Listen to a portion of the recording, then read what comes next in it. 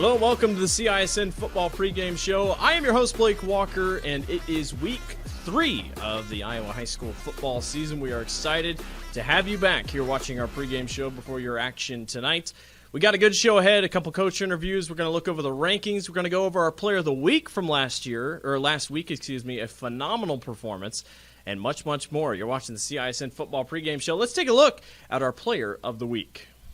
Our CISN Player of the Week from Week 2 goes to Waukee's Beckett Baker. 14 of 19, 195 yards in the air, and 3 passing touchdowns. He also did a lot on the ground. Take a look at some of these plays. That's a big pass play up to Maverick Inman.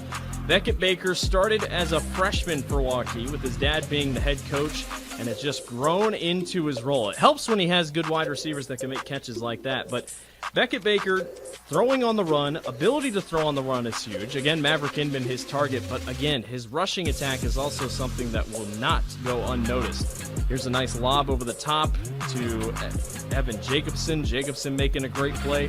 Waukee, a very convincing win over Waukee Northwest. Struggled early, but as you can see, throwing out of a sack for the touchdown. Just incredible ball by Beckett Baker, and a couple more throws here. You just got to check this kid out. Sets his feet, throws a dart to the back of the end zone. Once again, Maverick Inman hauls in the play. Again, very good when he has a good offensive line in front of him and good weapons around him. And then you can see his ability to take off and run. I mean, just simple quarterback draw plays. He only ran once in the win in Week 1 against Ames, and this game had a couple rushing touchdowns and definitely showed his skills on the ground. Beckett Baker is our Week 2 Player of the Week. It's time to take a look at the rankings here in Class 5A going into week number 3. These are courtesy of Iowa Radio until the RPI comes out in a couple weeks. Dowling Catholic is still the number 1 team. The Maroons defeat the Valley Tigers, who were number 1 at the time. Dowling takes the number 1 spot. That is now back-to-back weeks that the number 1 team in the Radio Iowa poll in Class 5A has lost. Waukee moves into the number 2 spot for good reason. The Warriors are on fire. They will take on Sioux City North here on this Friday. Ankeny Centennial at 3. They look very impressive. Despite losing a lot of weapons last year, they've reloaded. They'll take on Cedar Falls. West Des Moines Valley drops to the 4th spot. Still a very talented team. They're going to have a lot of fun the rest of the year. Southeast Polk is at the 5 spot. They will take on Cedar Rapids Prairie. Southeast Polk defeat Ankeny. Ankeny, as you might notice, is no longer a part of the top 10. Cedar Falls is at 6. The Tigers are a very, very sneaky team out of northeastern Iowa. Keep an eye on the Tigers. They'll take on Centennial tonight. Bettendorf is at the 7th spot. Got a big win over Pleasant Valley to open the season. Linmar at the 8th spot. They will take on Cedar Rapids Kennedy.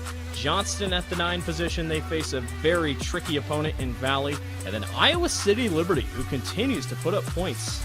Got a big win against their rival Iowa City High. They will take on Pleasant Valley this week. They come in at the 10th spot.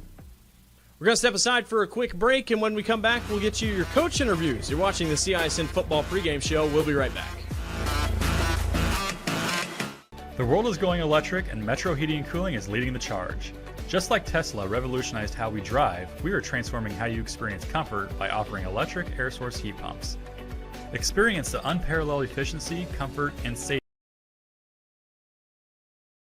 Receive up to $3,000 off a qualifying Trane home comfort system.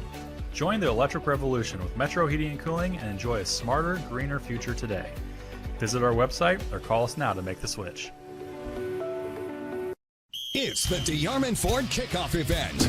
Score big on a new 2024 F-150 XLT with 3.9% for 66 months, plus a total savings of $8,250. Get a new 2024 Bronco Badlands with a total savings of $6,000 and special incentives on new Ford SUVs like the 2024 Ford Escape and Bronco Sport and the new 2024 Edge and Expedition with big savings. All at DeArmond Ford Indianola. DeArmondFord.com.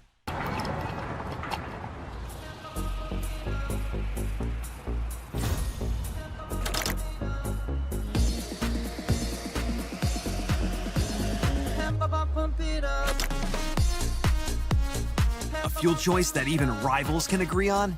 Now that's worth the hype. Cheaper, cleaner, and homegrown. Pump it up with unleaded 88.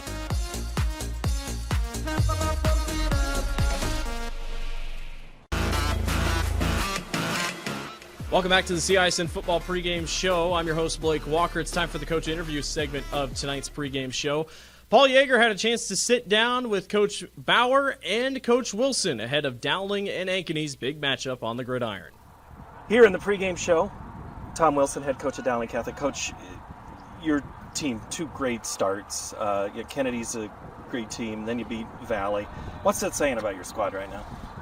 Well, obviously still early, but very pleased with us after the first 2 weeks, and couldn't ask much more than, as you said, beating a sound Kennedy team and then beating a really good team in Valley that they're going to be heard of before it's all said and done. But just happy with where our kids have been after 2 weeks. You have Ian Middleton, who plays both sides of the ball, really kind of a focus for you guys. What is it about him that has put you in position to win?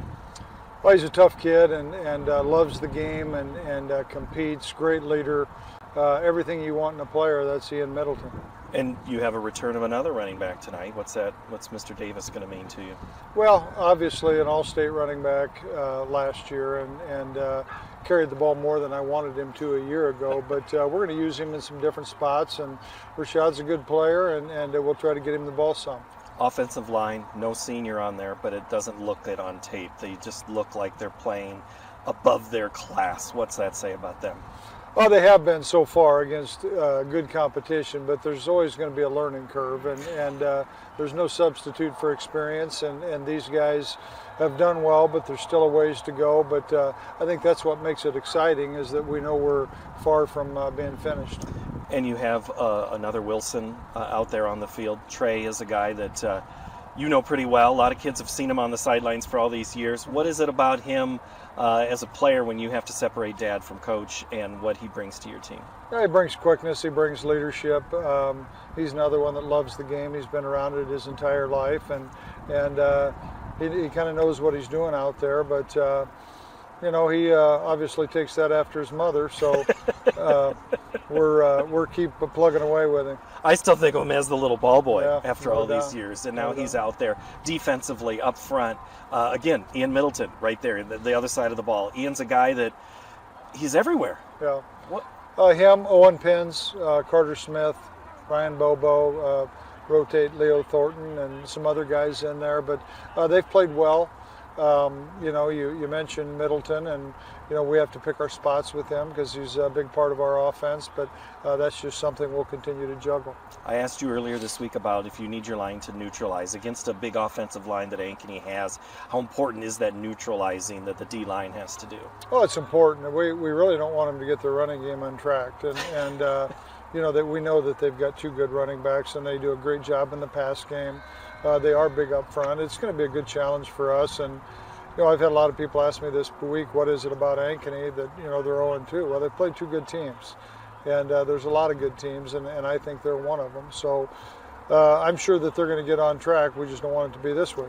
Well, and that's what I'm guessing you've had to talk about your guys. Yes, they're 0-2, but your program is over the years, you have to talk past the records. You have to and just show them the tape and look, this guy, remember, and then just say, remember the playoffs last year? Yeah. I think our kids get it. I mean, if they don't, then we've got big problems. But no, we know they're a good team. It's going to be a tough game for us, but it's one we're looking forward to, and it's really our next challenge. Ankeny brings in a couple of speedier backs. I think you said it seems like you've coached against Evan Erlmeyer a lot. What is it? What's tough about to defend him? Oh, he's quick, crafty, smart. I mean, you watch him. You just watch him play baseball too. I mean, he's the same type of player. Yeah. I've enjoyed it, to be honest with you. I think he's a good little player. Certainly isn't very big, but he's carved out a nice niche for himself as an athlete at Ankeny High School. You don't have to defend an Acres this year, but they're still again trying to find a team. Do you see keys in pressure or in coverage against a team like this? Well, he's tough to pressure, to be honest with you, because I think he's been sacked once on the year. He gets rid of the ball so quick. So you've got to cover him, and you've got to make sure you at least put some pressure on him and make him uncomfortable. The biggest thing we can do is to keep him off schedule. If it's third and long as opposed to third and medium or third and short, then we can control a few things. They get the third and medium and third and short, then they're in control. Well, looking at the Southeast Polk tape, I think they only had 6 offensive possessions in the game. So again, ball control, that's standard football. And that's what they've done the last couple of years, really. Ankeny is, I think Southeast Polk had one series in the first quarter. And so that's no different than what they did in the playoffs a year ago. And, quite frankly, the first couple of weeks we've faced the same thing.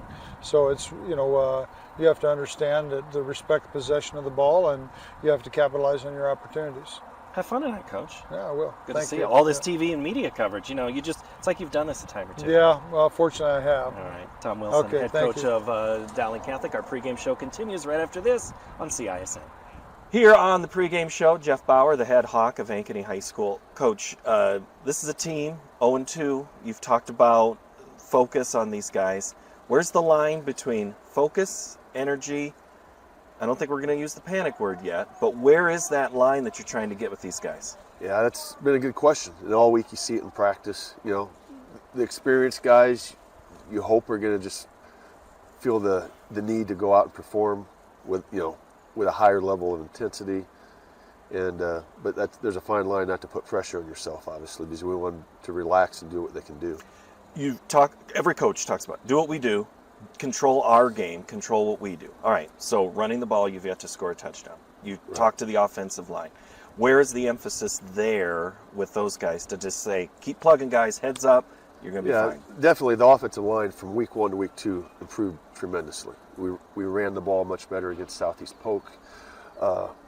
We got movement, we had holes. I mean, against Southeast Polk, we outgained them, and we felt good about it. It's just now in the red zone, we didn't finish. We had to score touchdowns. And that's, on all of us as a coaching staff and players to start making some plays down there. And you're also trying to build guys up. I mean, Luke Anderson is a guy that you have high expectations for. It's nothing wrong with high expectations. He's got receivers that are trying to get open, and you're keying on different things. Again, is that just kind of talk through, do what you do, Luke? Luke knows I expect a little bit more from him. I mean, he's second in the state in passing yards.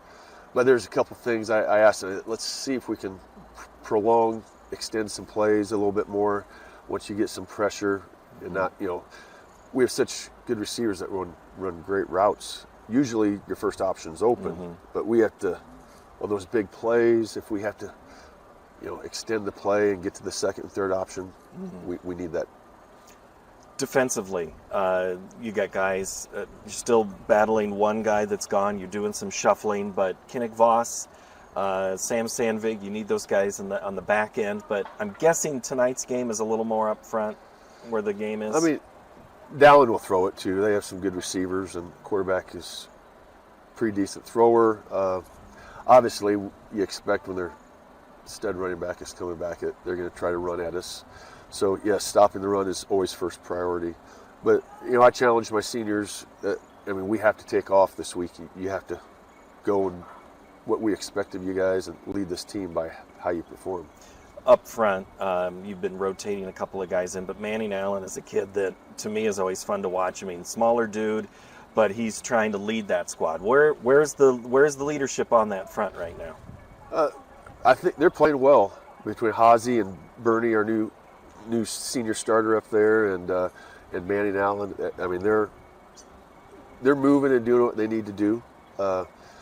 Southeast Polk, except for the last drive, really, they didn't establish a big-time run game last week. That last 40 yards they did. But, I thought the defense played pretty well last week up front. I thought we gave up some pass receptions, obviously, and on third downs that we had to clean up. This rivalry goes back to your playing days. Dowling and Ankeny have always had good games. What about these two teams when they face pretty much in any sport, but especially in football? Yeah, you just know, Coach Wilson and his staff, they do an awesome, they coach the kids up as well as anybody. And their kids play hard every play. That's what our kids know. They aren't taking the play off. They're going to keep going to the whistle every play. And so we expect that, and know we have to match them. Sounds like you've said to the whistle a couple of times in practice over your years. Yes.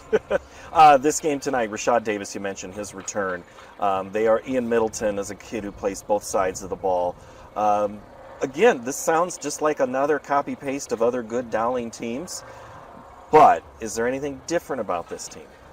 Not what we've seen so far. They're ranked number one and beat two good teams, and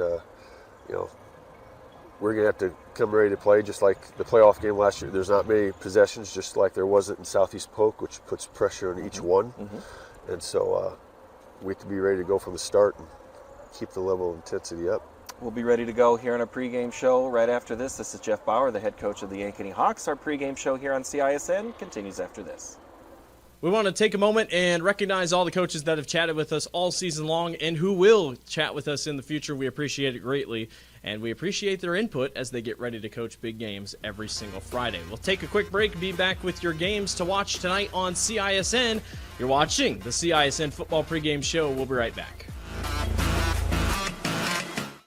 Getting your car serviced or repaired can be a pain. That's why Westside Auto Pros is committed to making it as painless as possible. If you wish, we'll come get your car at your home or office and return it when it's done. Or you can drop your car off here and we'll shuttle you to where you want to go. When we're finished with your car, we'll come pick you up and bring you back. If your car is going to be here for a few days, we offer low to no cost rentals. So give us a call and say, I can't wait to have my car serviced at Westside Auto Pros.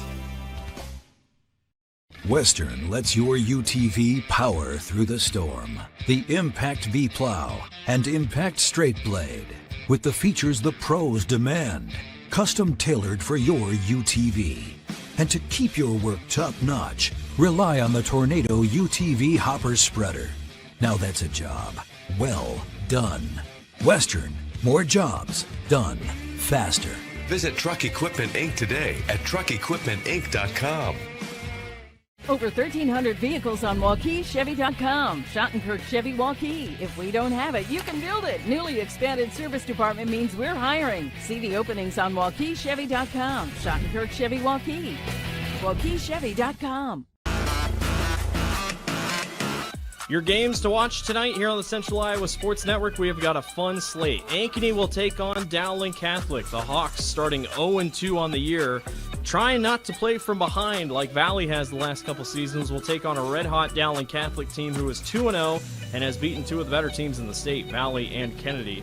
Ankeny trying to get that offense figured out. Ankeny upset Dowling last year in the playoffs to make it to the state tournament at the Unidome in Cedar Falls. Dowling will have their revenge tonight. We'll see how everything shakes out over in Ankeny. Waukee will take on Sioux City North. It's a trap game for the Warriors for sure. Sioux City North 1-1 on the year. One of those wins coming against an out-of-state opponent. Waukee with very good wins against Ames and Waukee Northwest, where they have scored more than 40 points in each game. Keep an eye on Beckett Baker as he continues a trend of a really fun season. And then finally, Valley will take on Johnston, two teams that currently come in 1-1, kind of scratching their heads how they're 1-1 through 2 weeks. But it's a crucial game for these two squads as the RPI looms in the next couple weeks. The Dragons and the Tigers, always a fun matchup. Keep an eye on this one. Could see a lot of points, or we might see a defensive shutout. You just never know. Well, that will do it for us here on the CISN Football Pregame Show. I am your host, Blake Walker. Thanking you once again for joining me and our entire staff. We wish you the best of viewing this Friday night. Enjoy the game. We'll see you next week. You're watching the CISN Football Pregame Show.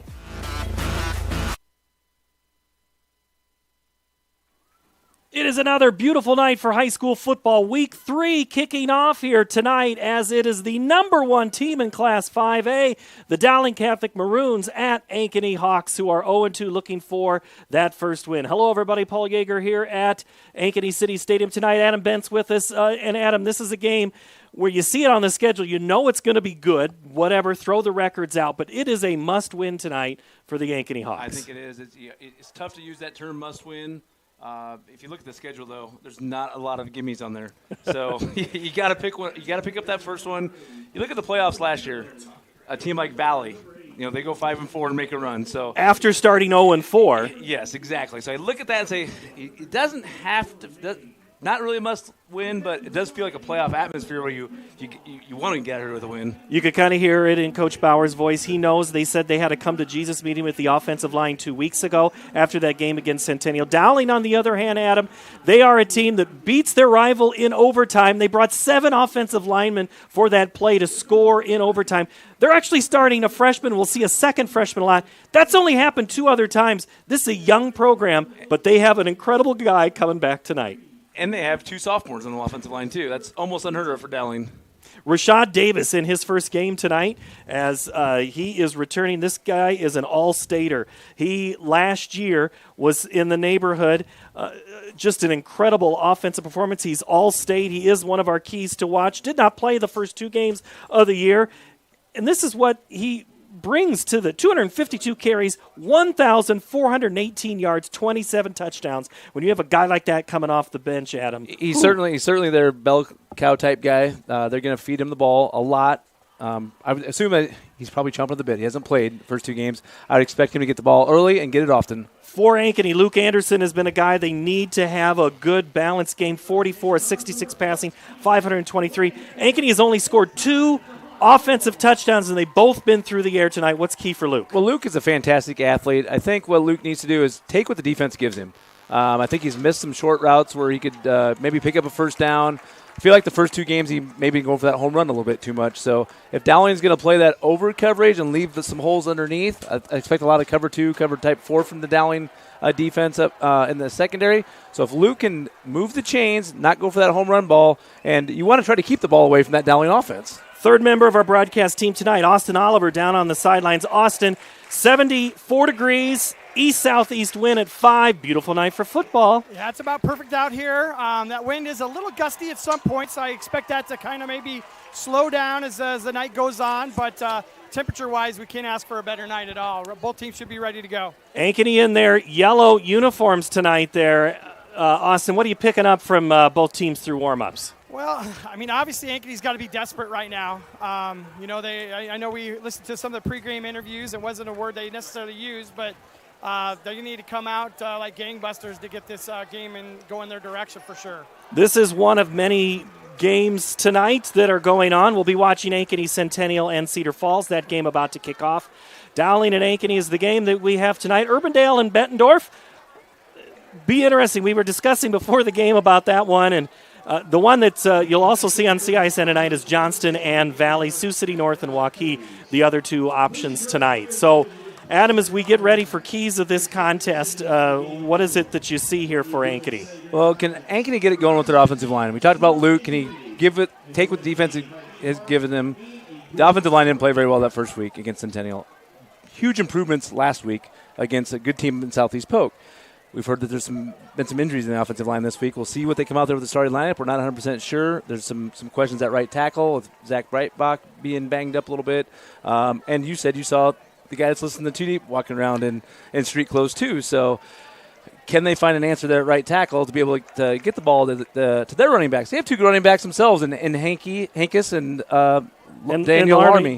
Those are great options for Dowling. What do you see as a key for them? Well, they're just going to try to run the ball. I don't think if Tom Wilson could leave this game and not throw a pass, he'd be happy. Andy Pauly could be happy. The whole coaching staff would be happy. So if they, we saw it last year when Michigan did that. They went in and played the entire game without throwing a pass. I think if they could do that, they'd be very happy, and I expect the Dowling just to pound the ball all night long. I think there were only 6 offensive possessions in the second half last week, Southeast Polk and Ankeny, so both of those teams try to be run control. Dowling runs a lot of that run-pass option. They do a lot of reading, a lot of things. They got a new quarterback this year. Jimmy Cataldo graduates, and so they're going to have DePhillips in.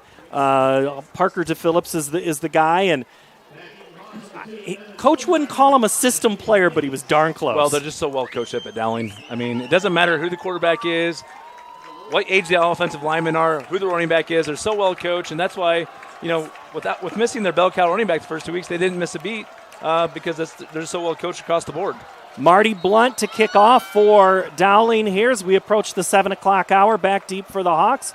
Hankus and Evan Erlmeyer, and we are underway. It's a short kick. It's going to be a fair catch made at the 23-yard line, and that is the number 89. 89, that is Zion Reif with that fair catch, and that's where Ankeny will start the football from their own 22-yard, 21-yard line. Looked like it was kind of a pooch kick, maybe by design there. See if they could not get it into – probably keep it away from Erlmeyer and the guys that are athletes. And Dowling has done that before against Ankeny just for that exact reason, so they pulled that one out. Adam, you talked about the passing of Luke Anderson. We'll see what he does here in this first. He's got a single back behind him. That's Larmy. 2 receivers to the left and to the right. The Hawks tonight in their gold uniforms that are new this year. Anderson to throw across the middle. It's caught, Evan Erlmeyer, at the 29-yard line, and he's down right away, right there by Dylan Manning, a guy we're going to say his name a lot tonight. Well, I'm looking at right tackle right now. It looks like I have number 74, Armine Ramich is who they plugged in there. He's a senior, 6'1", 310, so he's got the size. Armine is a guy kind of fun to watch in practice. He's getting a chance under the big bright lights tonight on second down. They go Larmy underneath. He bounces off one tackler, spins his way across to the 32-yard line before he is stopped by Manning and Joe Schmerdzla. And pound for pound, it's hard to find a back that runs harder than Daniel Army. That kid is just tough for his size. How many times do we say it, Adam? A team's got to be able to run the football to do a lot of things. They go Larmy on play action, down the field, wide open receiver. It's caught at the 25, 20, 10, 5. That's going to be a touchdown. Andrew Brandhorst for the Ankeny Hawks, striking first in this game. 67 yards and a score. And that was a beautiful pass there by Luke. Some of the things he missed, in that first game, the opener against Centennial. I fell for the fake, Adam. Great fake. It was just a straight go route. Nothing fancy about it. Brandhorst just ran right by the corner. We talked about Dowling playing that cover 2 shell or some of that cover 4. On that one, the corner is supposed to force him into the safety there. Brandhorst did a great job running outside the corner right down the sideline, and it's a great pass by Luke Anderson. Harrington's extra point is good. 7-0 Ankeny. You're watching high school football on CISN. The Ankeny Hawks, 7. Save big at DeArmond CDJR Ames. Receive 2.9% for 84 months on the new Dodge Hornet RT, Grand Cherokee 4xE, and Jeep Wrangler 4xE. New Ram 1500 4x4s at one low price of $35,990. New Ram HD Crew Cab 4x4 starting at $47,990. That's over $13,000 off. Plus up to $10,000 off MSRP on new 2024 Grand Cherokees at the all-new DeArmond CDJR Ames. DeArmondAmes.com. The world is going electric, and Metro Heating and Cooling is leading the charge. Just like Tesla revolutionized how we drive, we are transforming how you experience comfort by offering electric air source heat pumps. Experience the unparalleled efficiency, comfort, and savings, and the best part is, it's more affordable than ever. Receive up to $3,000 off a qualifying Train home comfort system.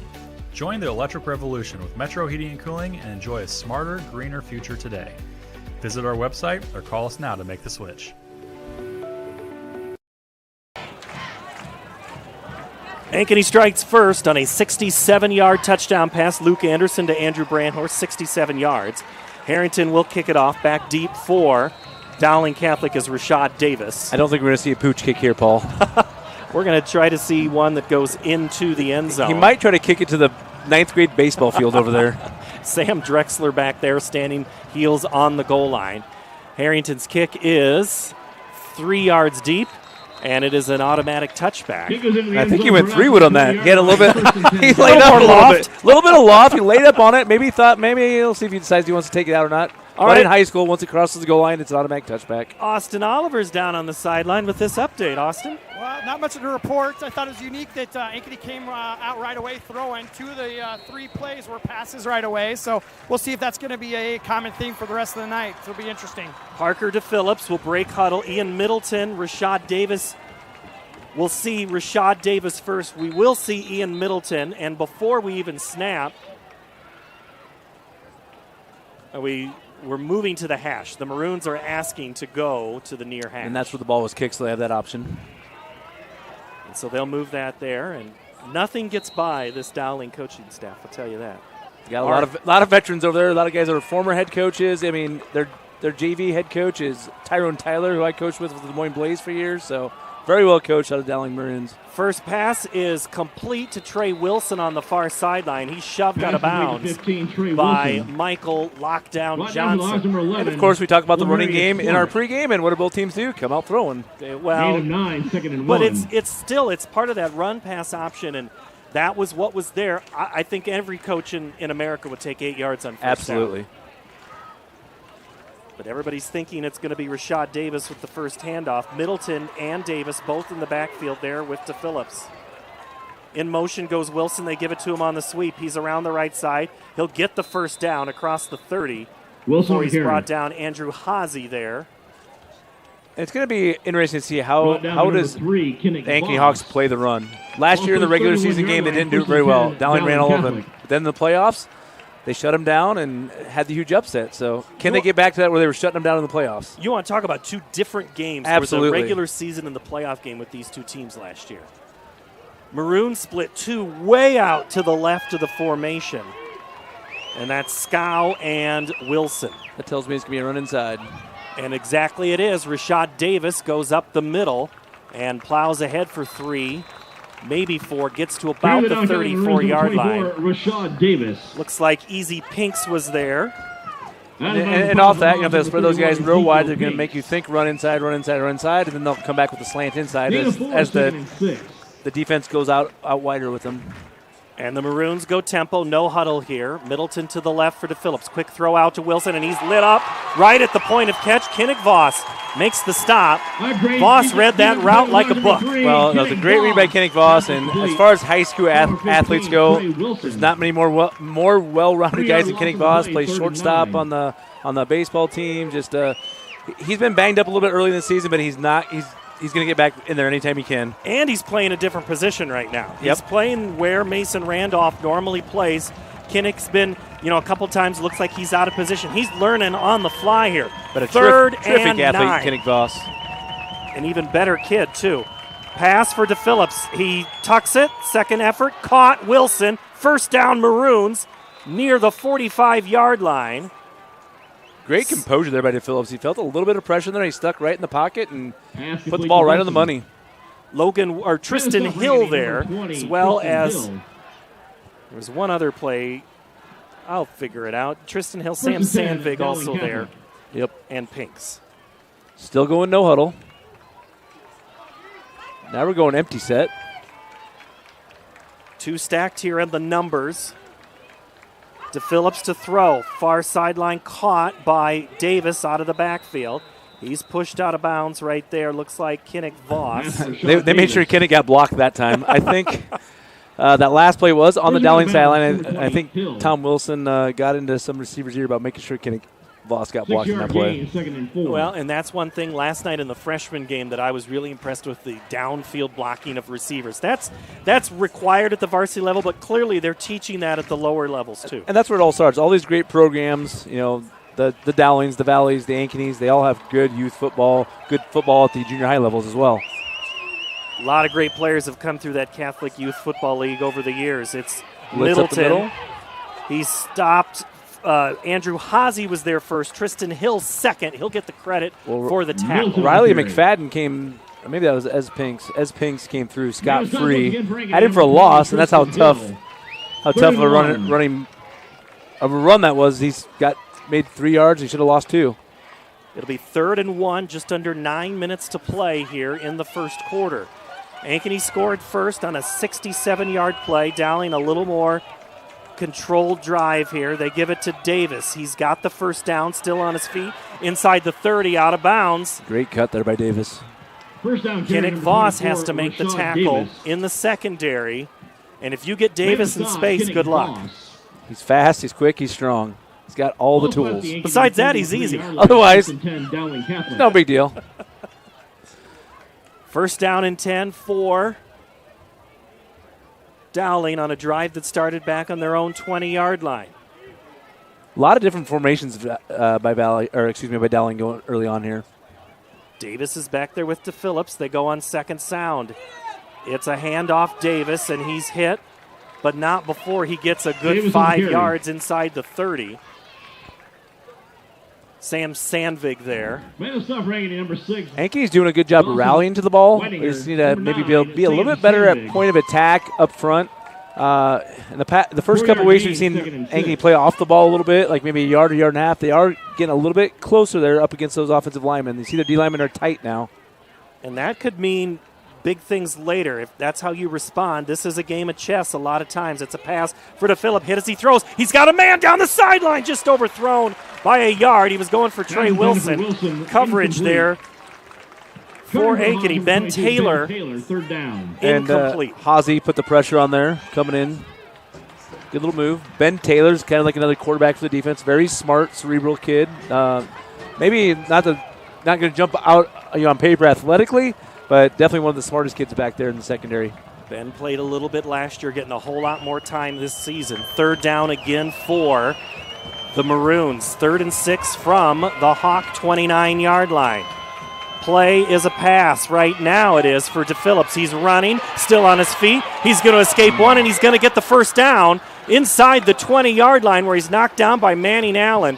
That was a busted coverage. Probably should have been a loss. Should have been a loss. Well, number 99, Carson Bernholtz, has not played a lot of football. Hasn't played since junior high days, and he's back. He's in his third game. Decided to play the senior. He had the pressure on there. If he brings him to the ground, it's for a loss, but good hustle by Karsten. 1st and 10 for the Maroons from the 20. Davis next to DePhillips. They go Davis underneath. He's got a blocker. Sandvig is down, misses the tackle. Another play inside the 5. Davis keeps moving and gets into the end zone. 20-yard score. Rashad Davis there. And the Maroons are an extra point away from tying it. The O-line did a really good job there at the point attack. Knocked the nose guard, knocked the D tackle off the ball into the linebackers, and after that it was all Rashad Davis just picking his spots in the end zone. There's the replay. Those replays brought to you by Metro Heating and Cooling. They're also bringing you all red zone plays this season. And Davis, again, I said it on that drive. Here's the extra point coming for the Maroons. It's Marty Blunt to attempt. Kick is no good. Hawks cling to a 1-point lead at 7:54. This is high school football from CISN. Hi, this is Chris from Fireplace Superstore, and you and I both know that you've been wanting to convert your drafty old wood-burning fireplace into a high-efficient gas one. Well, this is the perfect time. Heating Glow is making it easier than ever. If you buy this year between September 15th and October 13th, Heating Glow is giving free vent kit worth up to $650, making it easier than ever to convert that old wood burner. But the best deal in years won't last, so come on in today. Fireplace Superstore, just west of Homemakers at 109th and Douglas. Getting your car serviced or repaired can be a pain. That's why Westside Auto Pros is committed to making it as painless as possible. If you wish, we'll come get your car at your home or office and return it when it's done. Or you can drop your car off here and we'll shuttle you to where you want to go. When we're finished with your car, we'll come pick you up and bring you back. If your car is going to be here for a few days, we offer low to no cost rentals. So give us a call and say, I can't wait to have my car serviced at Westside Auto Pros.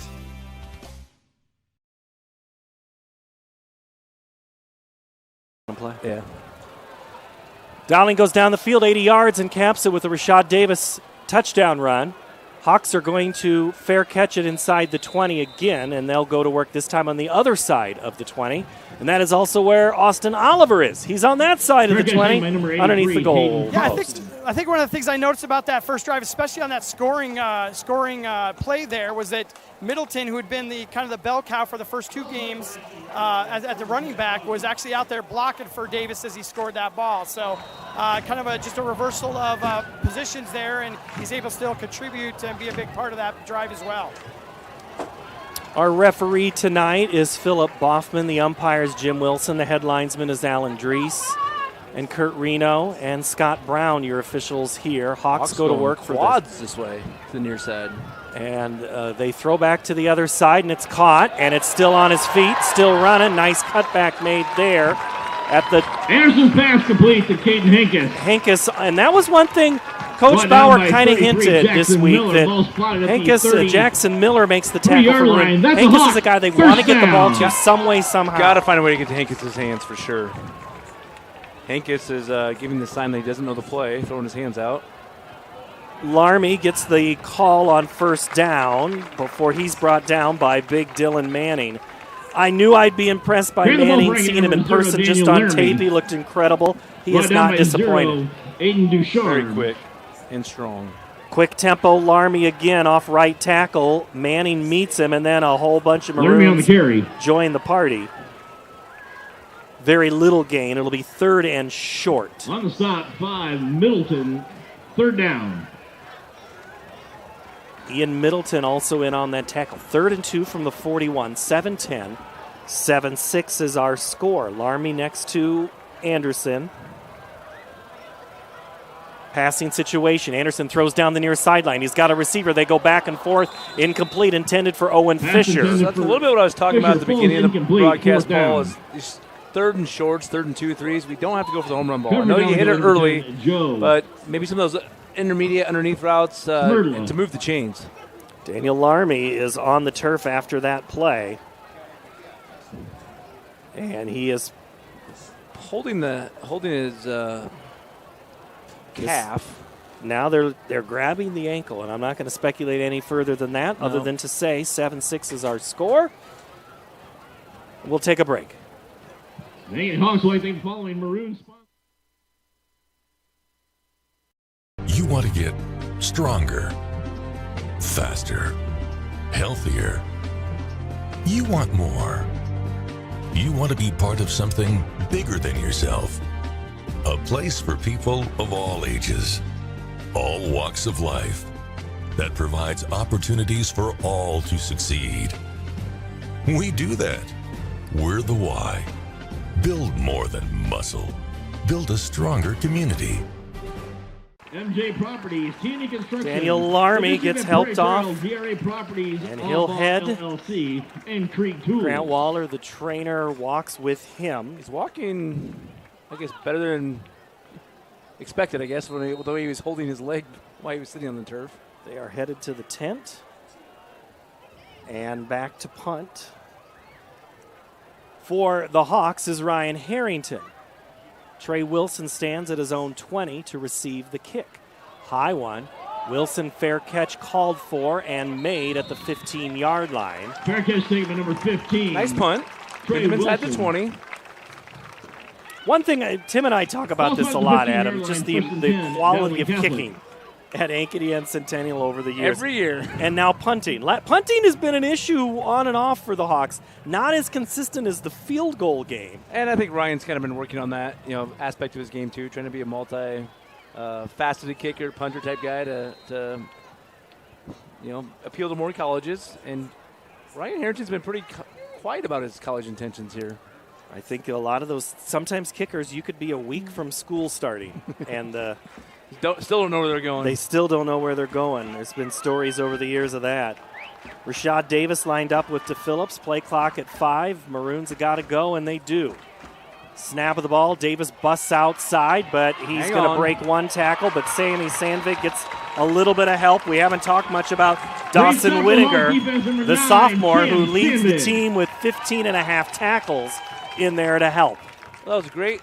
Great job at the point of attack by the Hawks defense there, and then everybody else rallying to the ball. And you saw how strong Davis is there.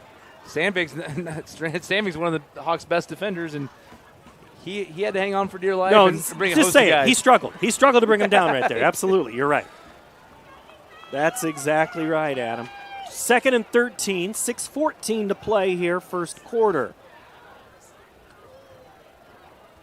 They go Davis. He finds some hole. Sandvik gets blocked, and Davis is on the races. Far sideline, pushed out of bounds at the 40. And there to make the stop is Easy Pinks. Well, Austin mentioned it after the last TD, but guess who was out there leading that block for him? Ian Middleton, who had been their top back the last 2 weeks. He's out there leading the way for him. Yep, Middleton got a hand on Whittinger. And then Pinks. Yeah. And that's just unselfish football right there. You were the man the first 2 weeks, and probably told coaches, "Hey, I'll do anything to get on the field. If that means playing fullback, play fullback." 1st and 10 from the 39. Maroons getting some big plays here. That pickup was 27 yards. Fire down the far sideline, and it's in and out of the hands intended for Scow. Ben Taylor on coverage. Great play by Ben Taylor, because I think that's a catch if Ben doesn't get his hands in there. That was a nice ball by DePhillips, put right on the money, but Ben Taylor, great job with getting his hands there in between the receiver's hands and knock the ball out. This is where I make my shout out to the Taylors watching in Columbia, Missouri on this one. Watching, although Big Brother did make a trip up to see Little Brother already this year. Under 6 to play. Now the Taylors are a great family. They are. Handoff up the middle, and that is a whole lot of running room. Sam Sandvik makes the tackle. Shelton. That was number 28. It was Cohen Shelton, who also had gotten a lot of carries. And that was more of a draw play there. They invited the defensive field, handed it underneath, more of a draw type play. And the only thing you have to think about with Davis is what is his stamina? Yeah. Is he in game day shape? Yep. 3rd and 1, you got to get him in the game, though. And he's back onto the field. Maroons have been able to make it look easy. Let's see what they do here on 3rd down. They go Davis. He has the first down. He's met by Pinks and Sandvik, and also Whittinger there. Enough. He needed 1. He picked up 3.5 inside to the Hawks side of the field at the 48. On the stop, Ankeny. And we think Davis is one of those kids who can definitely play at the next level. Might take care of a few things in the classroom first. But there's plenty of 2-year colleges here in the state or nearby. I think it would help a lot of those guys out. Tell you what, Iowa Western has been a great option for a lot of players. And he could certainly play at that level. He could. And you never know what happens after that. Play action, they go Middleton. It's caught and tackles Sam Sandvik at the 40. Gain of 8. And that was that RPO option that you talked about at the beginning of the game. Sam Sandvik. Phillips read that perfectly. He had the fake in there. The offensive line was run blocking, but Phillips saw something, got the pass out, and got 8 yards out of it. And that was a kind of an option, an offense that the Maroons went to when they kind of went on that state title run there a few years ago. Really were one of the first ones to do it on this side of the state. Again, they go to Phillips. The first option's not there. He runs, buys some time. Penalty flag dropped. Probably have a hold. Catch made far sideline. Jack Barrett, second baseman on the baseball team. 3 flags. I don't know if it's all the same call or we got 3 different calls or 2 guys just wanted to jump on board.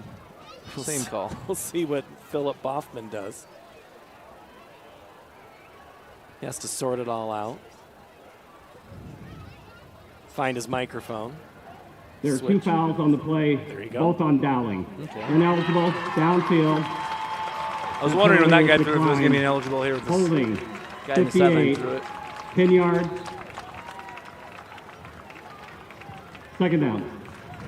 7-6 Hawks lead here. Johnston leads Valley 7-6 in the first on a scoop and score by Jeffrey Scott for the Dragons. And I tell you, up front for Ankeny right now, I'm noticing number 44, Hunter Minner, just a sophomore. He played a little bit as a freshman last year, but he's doing a fantastic job there at the point of attack. You talk about, fresh bodies every once in a while. I think that's one of the things Ankeny kind of picked up after that first game as DePhillips, first option, second options there, caught.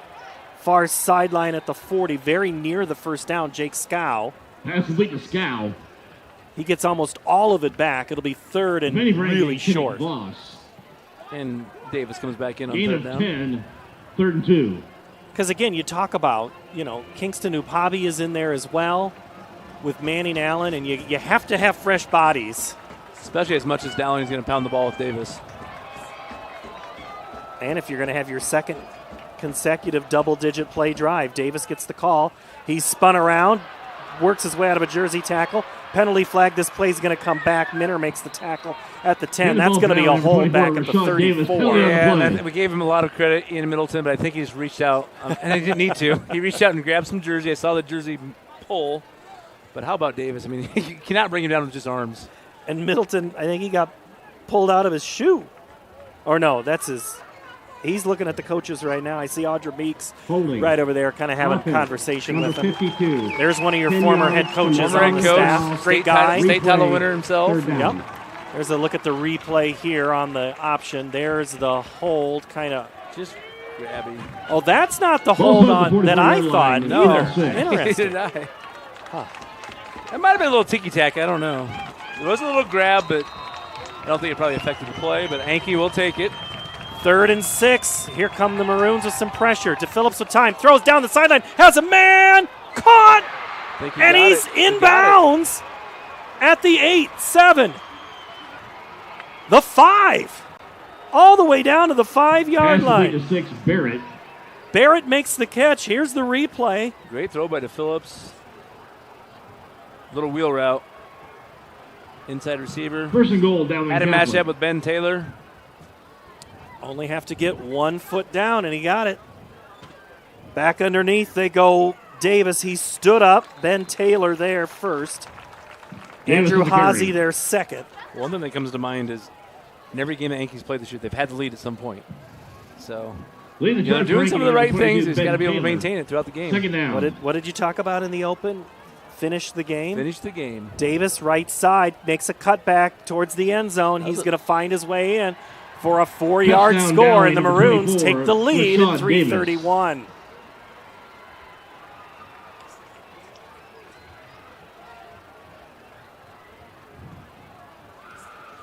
Here's the replay. 18, Marty Blount. Little counter play. He just kind of methodically picks his way through there, waiting for the blocks to set up. And right there, 63 in the middle. That's Brady Hagan. He just kind of took Minner out of that play. The extra point is up, and it is good this time.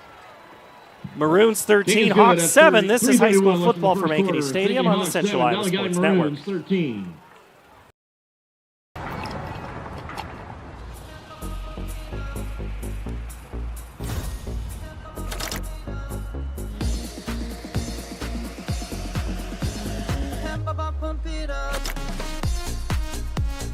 A fuel choice that even rivals can agree on? Now that's worth the hype. Cheaper, cleaner, and homegrown. Pump it up with unleaded 88.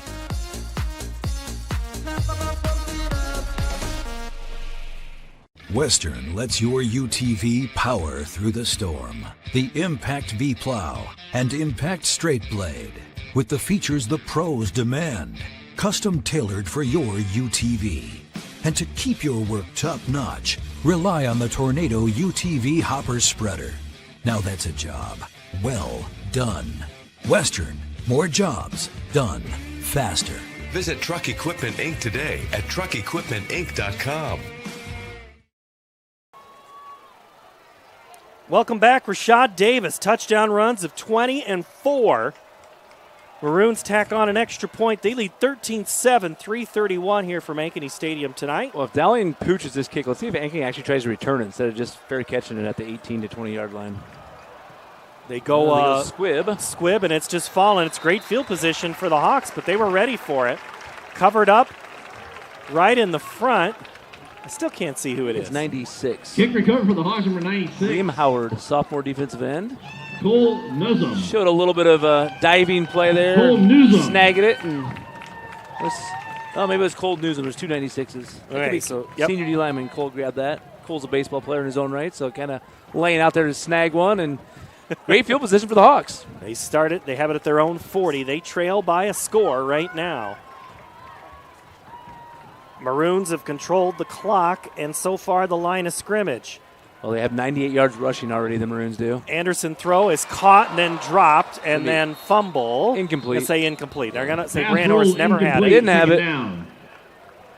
Brandhorst caught that first touchdown. Brandhorst wanted to mention Andrew's dad was a state champion in basketball at Hudson, and he was a dominant player down low. Him and Bill Marceau were teamed together. Bill played for Dan McCarney at Iowa State and also played with Greg Schoen, one of the assistant coaches. Yeah, defensive line coach for the Hawks. Defensive line coach for the Hawks. So always a connection somewhere. There's always a connection to Greg Schoen. Always.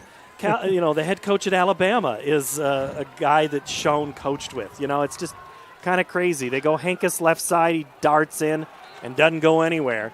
He's tackled there. Great open field tackle. Looks like number 3. Joel Sanko.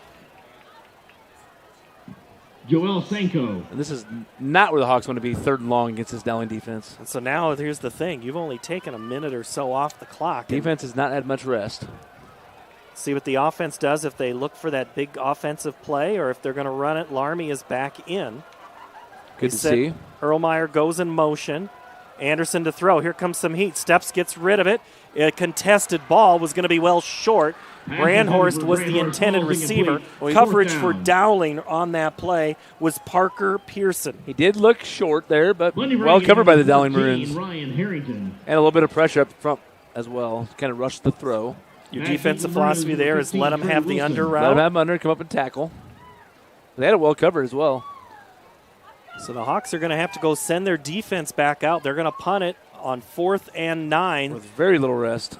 1 yard on that offensive series. Well, we talked about must-win situations. That was almost we got a flag. Harrington is absolutely ran into at the 30 on the punt. Will it be roughing? That is not going to be the 5-yard variety. Don't pick up the flag. Okay, You're not helping. No. Personal foul. Okay, personal foul. Hawks will take that. Return team, Him picking up the flag. In the past, I've seen some of these Hawk players do some things that have cost them unsportsmanlike penalties, things like that. I mean, official could have got upset and called him for that. Yes. No reason for a player to touch a flag. No, that is not your property. The ball, we all share the ball. Not the flag. That upsets the ref. So the Hawk offense had about 30 seconds to collect themselves, and they go right back out. Defense says thank you. Yeah. And the Hawks will take over at the 44-yard line of Dowling. The last time the Hawks were in Dowling territory, they scored a touchdown. Well, we talked about this being a must-win game. Is this a must-score possession for the Hawks? I think so. I think it's a must at least get a first down. Give your defense a little bit of a rest. Play action. Anderson throws far sideline, caught. Owen Fisher at the 40. He's wrestled down, hogtied there by the Maroons. Parker Pearson again. Did a great job by Luke Anderson there, taking what the defense gave him. He looked deep. He looked at 2 guys deep, and nobody covering the flat. Take the 5 yards. That's the NFL way of thinking, right? Tom Brady made a lot of money, a lot of yards doing that. Larmy underneath, slips through, gets into the secondary before he is brought down. That's enough for the first down. Aiden Ducharmin, 7.5 tackles for the Maroons. Make it 8.5. And then I know Davis runs hard, but Larmy says, I might be able to run just a little bit harder than you.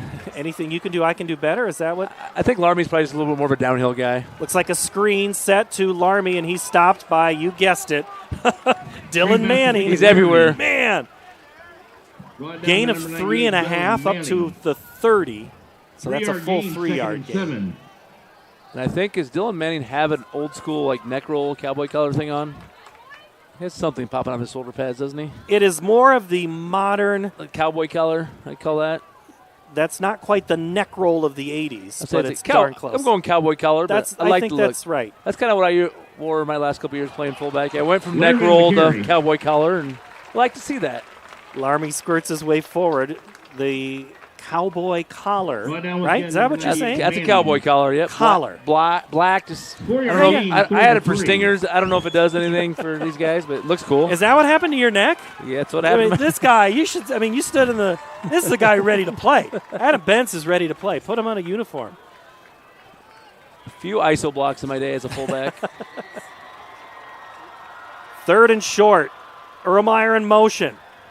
Anderson throws. It's tipped at the line. Middleton might have gotten a hand. Erlmeyer, might have got a receiver. little piece of it. And actually, it's probably better it was incomplete. He might have lost a couple yards. I think so. So now the ball's at the 26-yard line. The Hawks are going to go for it. Makeable field goal, as we've seen. It would be about a 40-yard field goal. That wind, not really a factor. It's not going to affect Harrington. Hawks thinking they need more than 3 if you're going to keep pace with Dowling. They send Larmy to the left, trips to the right. Anderson by himself. Takes the snap, looks to the right, throws. It's incomplete. Erlmeyer. No flag. The intended. Defense might have got there early, but no flag. Ian Middleton on coverage. Busted that one up. One thing Tom Wilson said, he goes, I feel like I have coached against Evan Erlmeyer forever. He's been around. Because he sees him in baseball, he sees him here in football, and when he's the same age as one of your kids, you know there were youth events. Youth since they're probably 5 or 6 years old. And he's just, Erlmeyer got some time on the field as a sophomore and early on as a sophomore. Yeah. I don't want to second guess Coach Bauer there, but I got a weapon like Harrington. He's 40-yarder. Not generally an automatic from a high school kid, but DePhillips goes to work. Under a minute to go here in the quarter with time. Now he runs. Quarterback keeper, he's still in the secondary, has the first down, then he stood up. Easy pinks there. They'll move the chains. Clock will stop for just a moment at 40 seconds and reset. Man, it's not ringing any pinks. They'll wind it up here now. Maroons lead 13-7. There's a look at DePhillips. What do you think of him so far? He's done this very well. Again, you don't want to call him a game manager, but he throws the ball nicely. He makes great decisions out there. I think that was a design run the whole time, right? Yeah. That play? Yep. Had lead blockers in front of him. And Middleton is back there, and he'll get the call. Off right side, Ian makes his way across the 40 up to about the 46-yard line, and that'll likely be the last play of the quarter. Hawks scored early. Break there. Hawks scored early, and the Maroons countered with 2 straight scores. They lead 13-7 as we've played a quarter here from Ankeny Stadium. You're watching high school football on CISN. Free Godfather's Pizza begins with the download. Order through my new online ordering app and start earning free pizza and sides. It's easy. Download the Godfather's Pizza online ordering app today. Do it. Ever have one of those awkward moments when a business disappointed you? You got ripped off? Didn't get what you expected? The Better Business Bureau can help you avoid these uncomfortable situations. BBB accredited businesses are honest, ethical, and reviewed annually by the BBB. Don't experience another awkward moment with a bad business. Trust the ones that operate with integrity. Look for the BBB seal. It's the sign of a better business. And find a better business anytime at bbb.org. Over 1,300 vehicles on WaukeeChevy.com. Schottenkirk Chevy Waukee. If we don't have it, you can build it. Newly expanded service department means we're hiring. See the openings on WaukeeChevy.com. Schottenkirk Chevy Waukee. WaukeeChevy.com.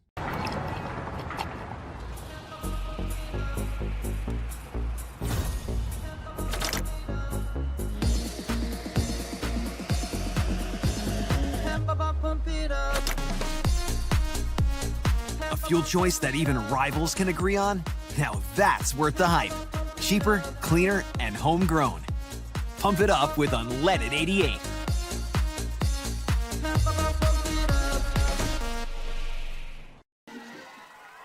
Along with our producer Randy, we've got Isaiah and Reese on camera tonight.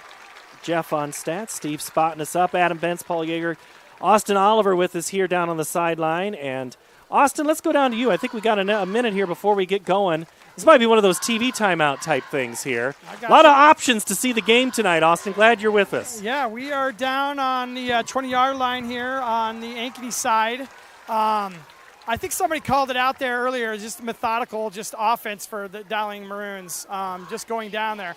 I think the one little sliver of light I kind of saw as we had a couple stops there on that last drive where they had some opportunities to get some tackles for loss, but Dowling's looking really good right now. Do you see a lot of hand on hips, guys being tired that are defensive players for Ankeny? Well, Emma and I were talking as the first quarter kind of went through there seems to be a lot of shuffling on the defensive line for Ankeny. I know that was something that they had some trouble with in the first game, with a lot of guys going down with cramps and the such. But I also see that Dowling's running that hurry-up offense, no-huddle offense. It doesn't give them a ton of opportunities to get people in and out as well. So, they're really just down 6 right now. You get a stand here, and you're back in the game. So, or Dowling could put a big crimp in their walk here by us putting another score on the board at the same time. Bettendorf leads Urbandale 14-0. Valley 12, Johnston 7. They're in the second. Waukee 2 touchdowns over north of Sioux City 14-0. Prairie leads Southeast Polk 7-0. They're in the second. We begin quarter number 2. It's just like quarter number 1, Rashad Davis. And Davis plows his way ahead for a couple of yards. It'll be third down and 6 on that play. A lot of Rashad Davis in that first half. I was just going to say, one play into the second quarter, and he's got 10 carries. So he's 10 carries for now. I think he's approaching 80 yards, right? 76 yards. Yeah. Dowling as a team, 16 carries for 115, so that's wearing on the defense of the Hawks. And a number of plays. Lots of plays. And even in third game of the year, you're still beat up after the physical schedule that you play. DePhillips on third down. Goes Middleton left side. He's hit low. Easy Pinks was there. Great tackle. And also Sammy Sandvig short of the line to gain at the 44. Big stop there for the Hawks. 4th and 3. Dowling's going to punt, right? Yep, they're getting the punt team out there. You're up a score. You're not going to. And no reason to get too crazy. And give your. Sometimes I think they try to give that illusion that they bring the offense over, huddle them up for the real second, and then there's. I saw Tom yelling punts down here, but I think the offensive coordinator was just trying to give the illusion.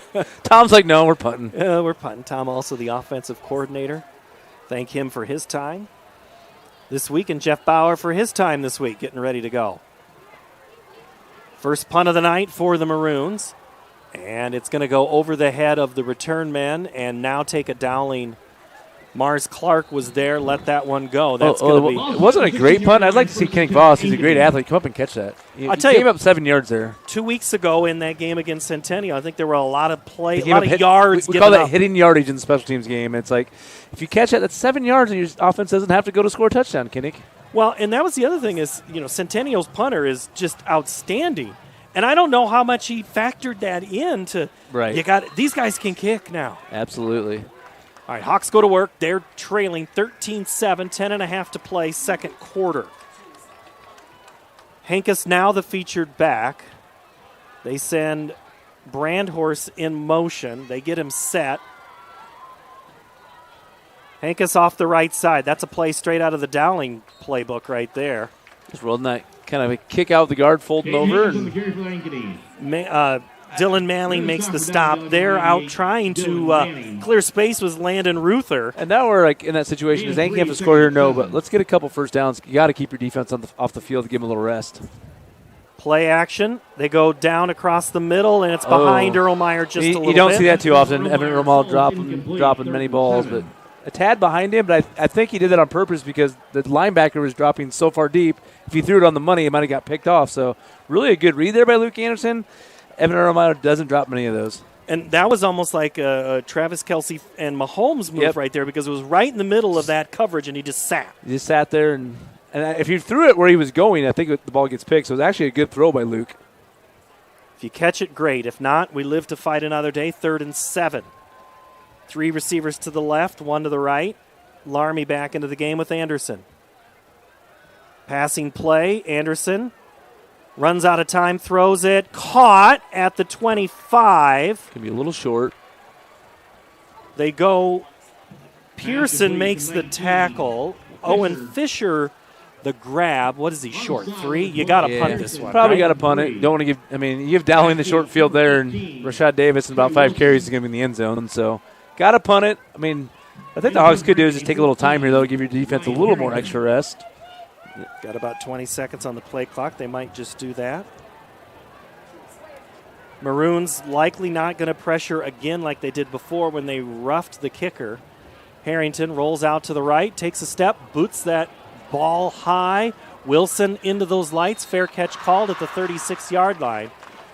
Very nice high punt there. No return. At the 34-yard line, 1st and 10, Dowling Catholic. So Trey Wilson, the youngest child of Tom Wilson, and we've already seen one of his sons lead him to a state championship. Always kind of that emotional side. I covered Dowling for a number of years, and emotion's not something that football coaches are known for outwardly. No, not especially Tom Wilson. No. We joked earlier that you got him to crack a smile in the interview, and that's rare. Even when he was winning 7 state titles in a row, you might just smile just a little bit. Never showed any teeth, just business as usual. That was fun. Little Belichickian in him. Yeah.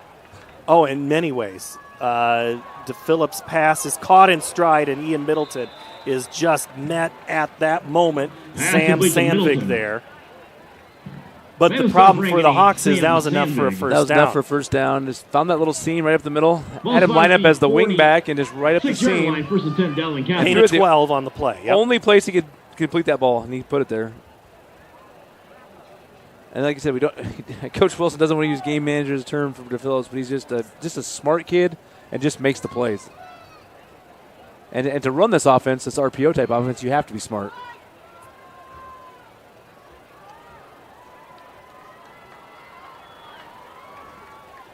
DePhillips throws. It's caught by Middleton.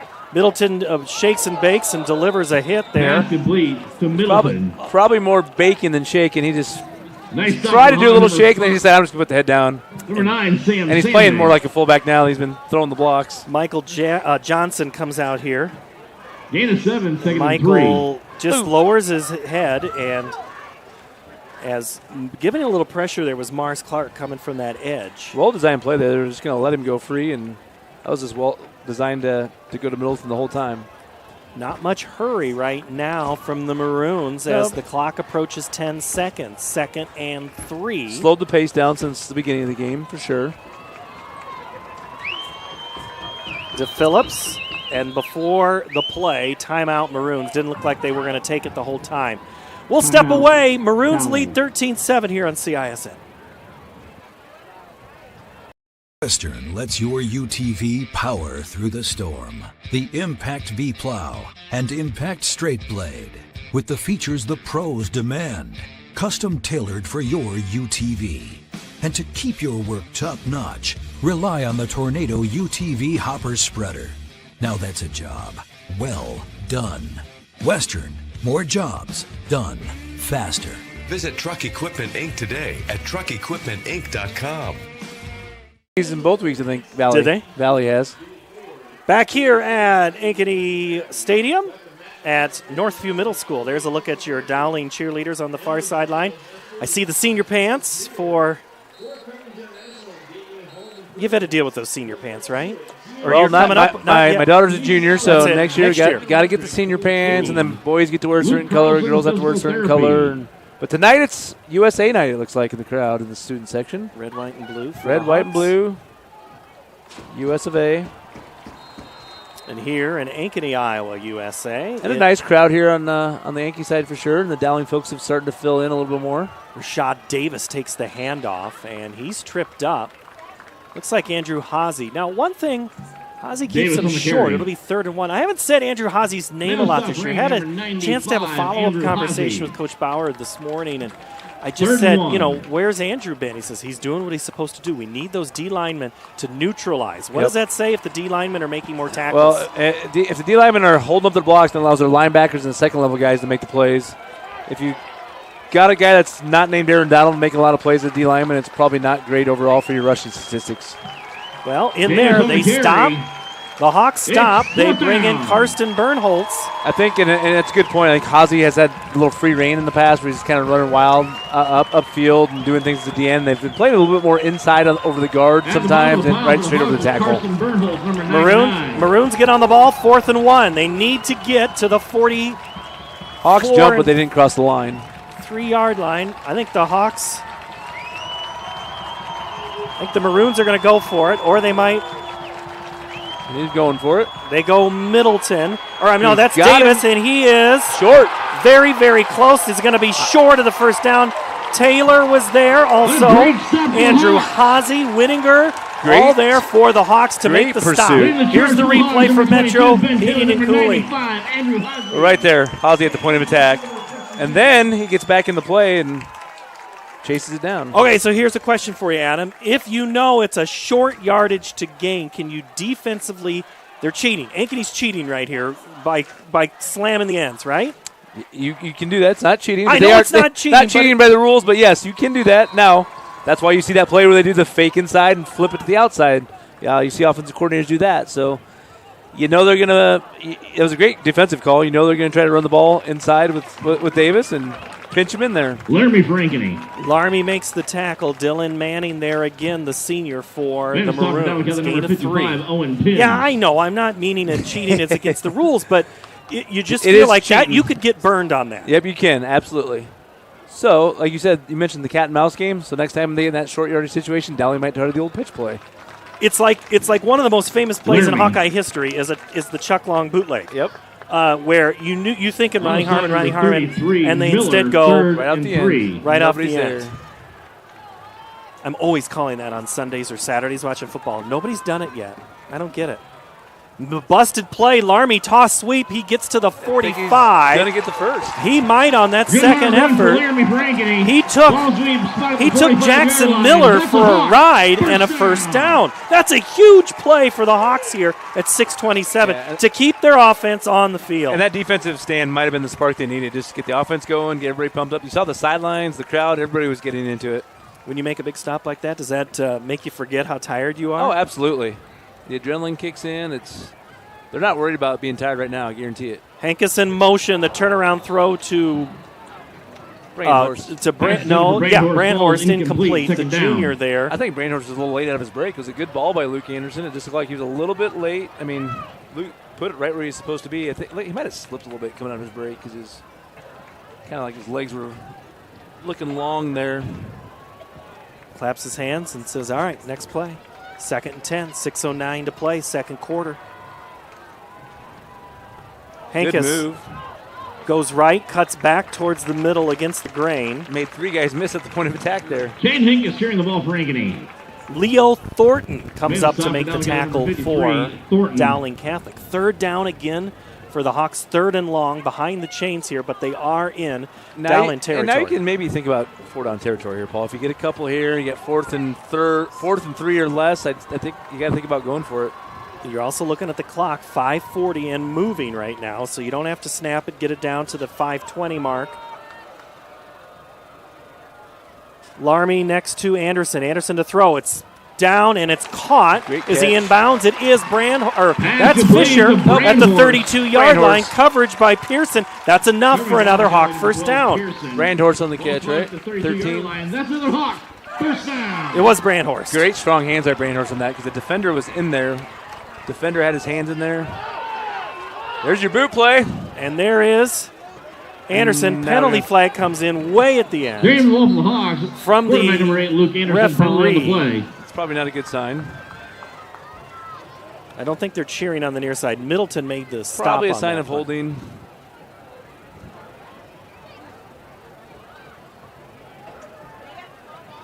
And it felt like that first quarter took about a week, and now this 10 second minutes? quarter's taking about 5 minutes. Yeah. Holding offense. Number 71, 10 yards, first down. Sometimes that happens on a misdirection play. You know, you get that boot Mhm. action, and the defensive guys slide to go make the play and just get a little bit grabby. Lucas B. Roth called. Lucas B. Roth, if you have a chance to see the Ankeny Hawk video that introduces who the starting, they hold a can of syrup, pancake syrup. And I had to ask Shannon Sandvig, who, by the way, thank you, Shannon, for all the help getting all the information about the Ankeny Hawks this year. She goes, that's for pancake blocks. Duh, Paul. Yep, pancakes. Got to have the pancakes. B. Roth, the senior leader on the offensive line. Got a little grabby on that one. 1st and 19. Let's see if the Hawks get it back at one time, and they get it on a pass complete to Larmy, and he is tackled right away. Late flag by against Ducharme. Wow. I didn't see that. And I don't. It's calling holding, but yeah. Okay, the refs decided to stop the Hawks' drive here. Holding offense. Number 58, Shan 10 Sandvig, yards in the previous 5. letting the refs hear it a little First bit down down. there, right in front of us. Yeah, I didn't see anything that looked egregious, of course, live, but You know, there's the old adage: if you ain't holding, you ain't trying, no, right? it's holding on every play. Holding on every play. Even Andy Pollock would admit that. Get a little grabby. Only holding if you call it.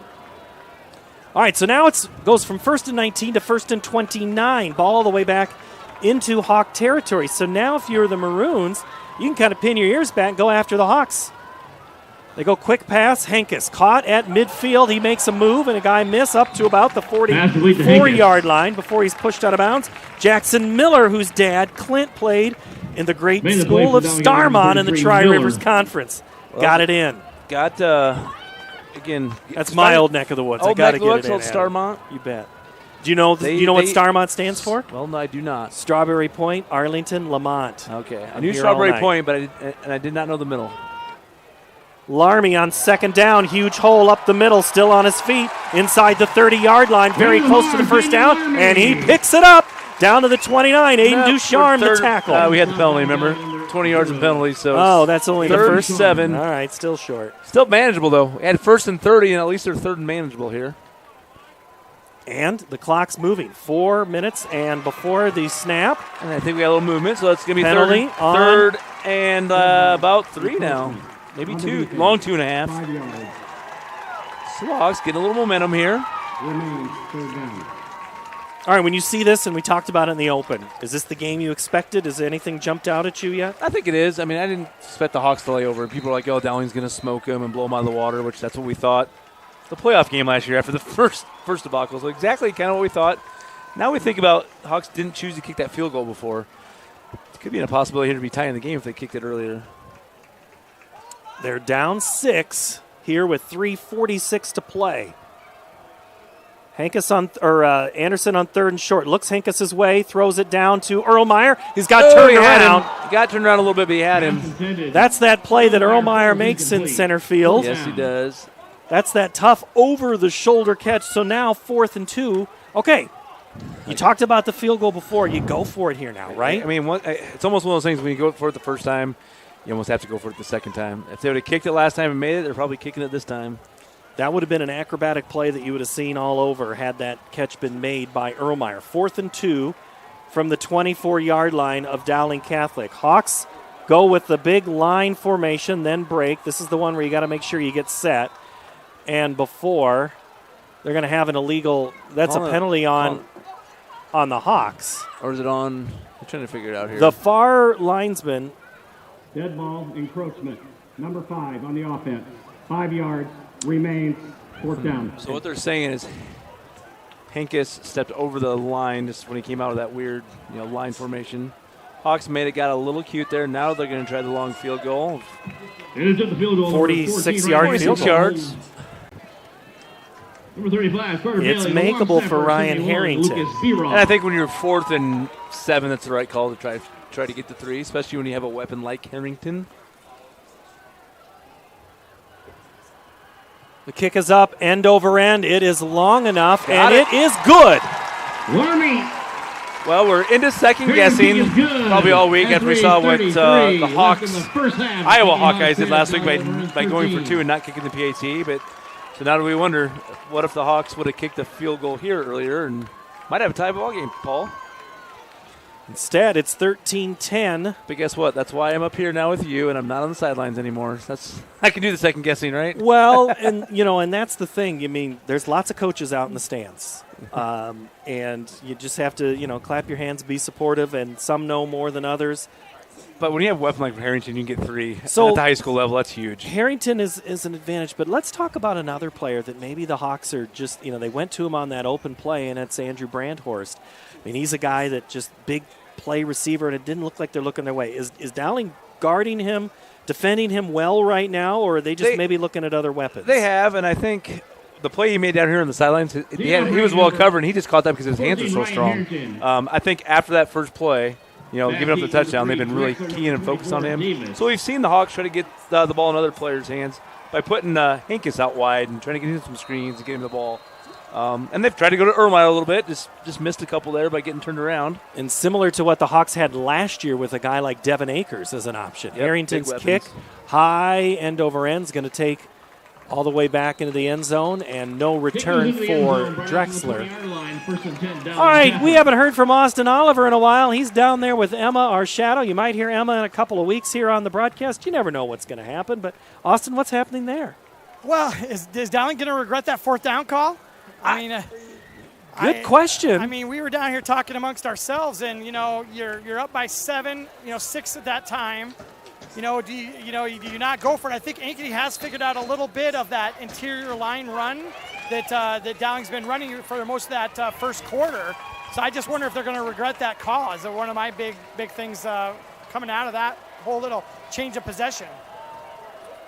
It's going to be a handoff for the Maroons. They go Davis. Easy Pinks is there. Tristan Hill and Winninger stopped the momentum of Davis. And, man, it's hard to just do that. I think the Maroons are thinking right now this is kind of playing for the 2-for-1 here. They can hold the ball for the rest of this half, and they get the ball coming out of the half. So I'm sure Tom Wilson's calling it so he doesn't give the ball back to the Hawks here in this first. You got guys like Davis, and he makes plays like that. Tristan Hill, the stop.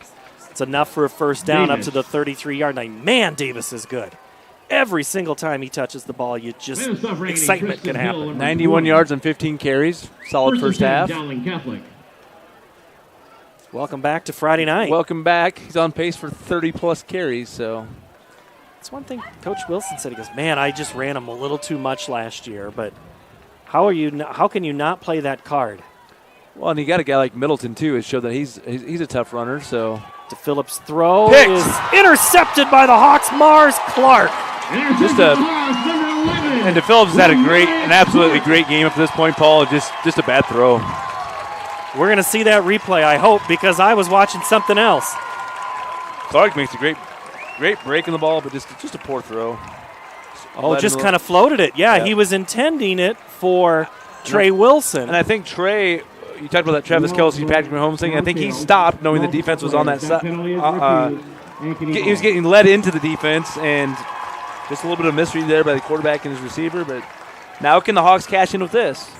Mars Clark ruled eligible right before the first game, the transfer from Cedar Rapids Prairie. I mean, to be automatic, if you get 20 yards, you're feeling pretty good. But to be automatic, you get Harrington around the 20-25. That's probably his automatic range.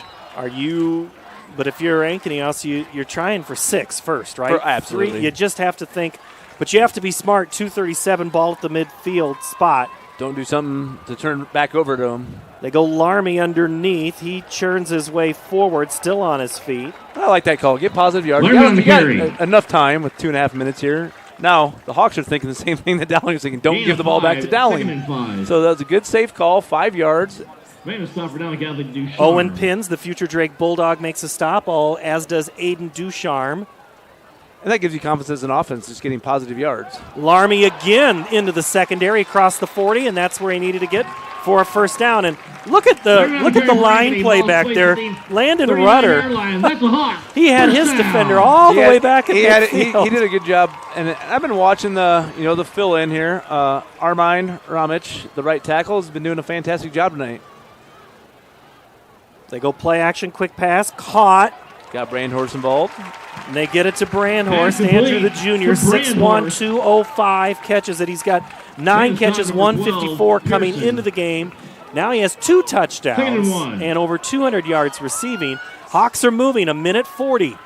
Ball at the 30-yard line, second and short. Playbook's wide open. They go Larmy. He's got the first down and then some. Jukes his way inside to the red zone before he's brought down by 3 Dowling players, including Ian Middleton and also Parker Pearson, who's had a busy night. Got a lineman down for the Hawks, which is probably what they didn't need. And that's Rudder. That's Rudder. And Rudder's been one of those guys who's been banged up a little bit, too, on the season. Kind of in and out of the lineup. Already out tonight on that side of the ball is Zach Breitbach. And then the guy that was in the 2 deep. Cale Bowden didn't have. He's not dressed, so. He's not dressed. You know, and I know, I'm just thinking about offensive guard here. I'm just thinking back to my days, these kids that are tough. You got Hunter Minner, number 44. I might be thinking about putting a number 60 jersey on Hunter because he's just a tough kid. I know he's played some fullbacks and tight end, but at that guard position, you need somebody to move somebody. I mean, you might be getting to options like that. Well, let's see. Do you see him on the sideline with a helmet standing by? That's what you got to find. I see Cale Bowden and also Dalton Elliott both in street clothes tonight, not dressed in that offensive line. Rudder has walked off. He gets help both on the left and right, not putting a lot of weight on one of those legs. He's been having some leg problems here in the preseason, so must have got re-banged up. Larmy the call. He breaks 1 tackle. He's at the 10, the 5, slices his way down inside to the 3-yard line before Jackson Miller and Parker Pearson make a touchdown-saving tackle. Here's the replay inside the Metro Heating and Cooling red zone. So look at this play, Adam. Great hold there by the offensive line, that whole left side. We talked about this the senior leadership out of number 71, Lucas B. Roth, and he just opened that hole up there tremendously. Larmy the carry. He is near the goal line, but he's going to be stopped short by the Maroons here on first down. Now this is the difference between a 5A school and a 2A school. So right guard goes down. Here's his replacement, number 59, Carter Deegan, offensive guard, 5'10", 300. So that's when you're at a 5A school, your replacements are still 300 pounds. Before the snap, I think we had a penalty. False start by Ankeny. Number 71. And there's B-Roth. Remains second down. That's the guy up front that's their senior leader. You can't have that. Well, you talk about the size here of this Ankeny line, and that's one thing Rick Nelson told me a couple of years ago. He's like, how is it at a school this size, we can't have all these bigger linemen? I see huge guys in the halls. Huge guys this year. His recruiting worked. Anderson keeps it. He's pressured, throws to the back of the end zone, and it is lucky for the Hawks, intended for Evan Ermeyer. Evan Ermeyer turned into DB on that one because he played defender. And again, so we're talking about don't make it do anything stupid. You're with Harrington, you got to think this is pretty much automatic for 3 points. So unfortunately, that penalty probably made it so they can't run the ball. But I would not even, you got a timeout left. You got 3 left if you're Ankeny. I'm not afraid to run the ball down Daniel Army on some type of draw play here. Jeff Bauer says timeout, and we step away with 32 seconds. Ankeny. Maroons have a 3-point lead here at Ankeny Stadium. Getting your car serviced or repaired can be a pain. That's why Westside Auto Pros is committed to making it as painless as possible. If you wish, we'll come get your car at your home or office and return it when it's done. Or you can drop your car off here and we'll shuttle you to where you want to go. When we're finished with your car, we'll come pick you up and bring you back. If your car is going to be here for a few days, we offer low to no cost rentals. So give us a call and say, I can't wait to have my car serviced at Westside Auto Pros.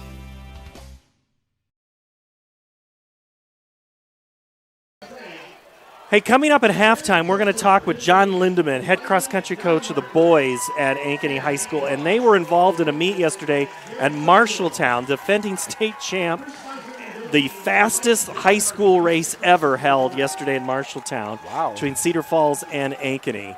But we recorded that before that meet. Hawks go for it here, 3rd and goal from the 6. Anderson has Larmy. Anderson to throw. Back towards the end zone. He has a man. It's caught, but it's short of the line to gain. Larmy falling backwards at the 1. You tying it or are you kicking it? Or are you going for it on 4th and goal from the 1? From the 1, you are the underdog. I mean, I think he's going to call a timeout here. I think Coach Bauer probably kicks it. What do? I kick it. I played for Coach Twait for 2 years at Iowa Central, and his philosophy was if every single kick ends, or if every single drive ends in a kick, you can't lose a game. We always thought he was crazy, but we went to Wapton, North Dakota my sophomore year. We won a game 7-6. All 6 points we gave up were safeties. I was one of them, getting tackled in the end zone on a fullback trap. The other team had 400 yards of offense, no touchdowns. We had 32 yards of total offense. We punted every time except they fumbled the opening kickoff of the second half. We ran sprint draw for a touchdown, went up 7-4 at that time. So won the game with 32 yards of offense, and the other team had almost 400. They had 5 turnovers. We didn't turn it over. We kicked the ball, had a great punter. So I'm probably kicking it just for that reason. Get your points when you can.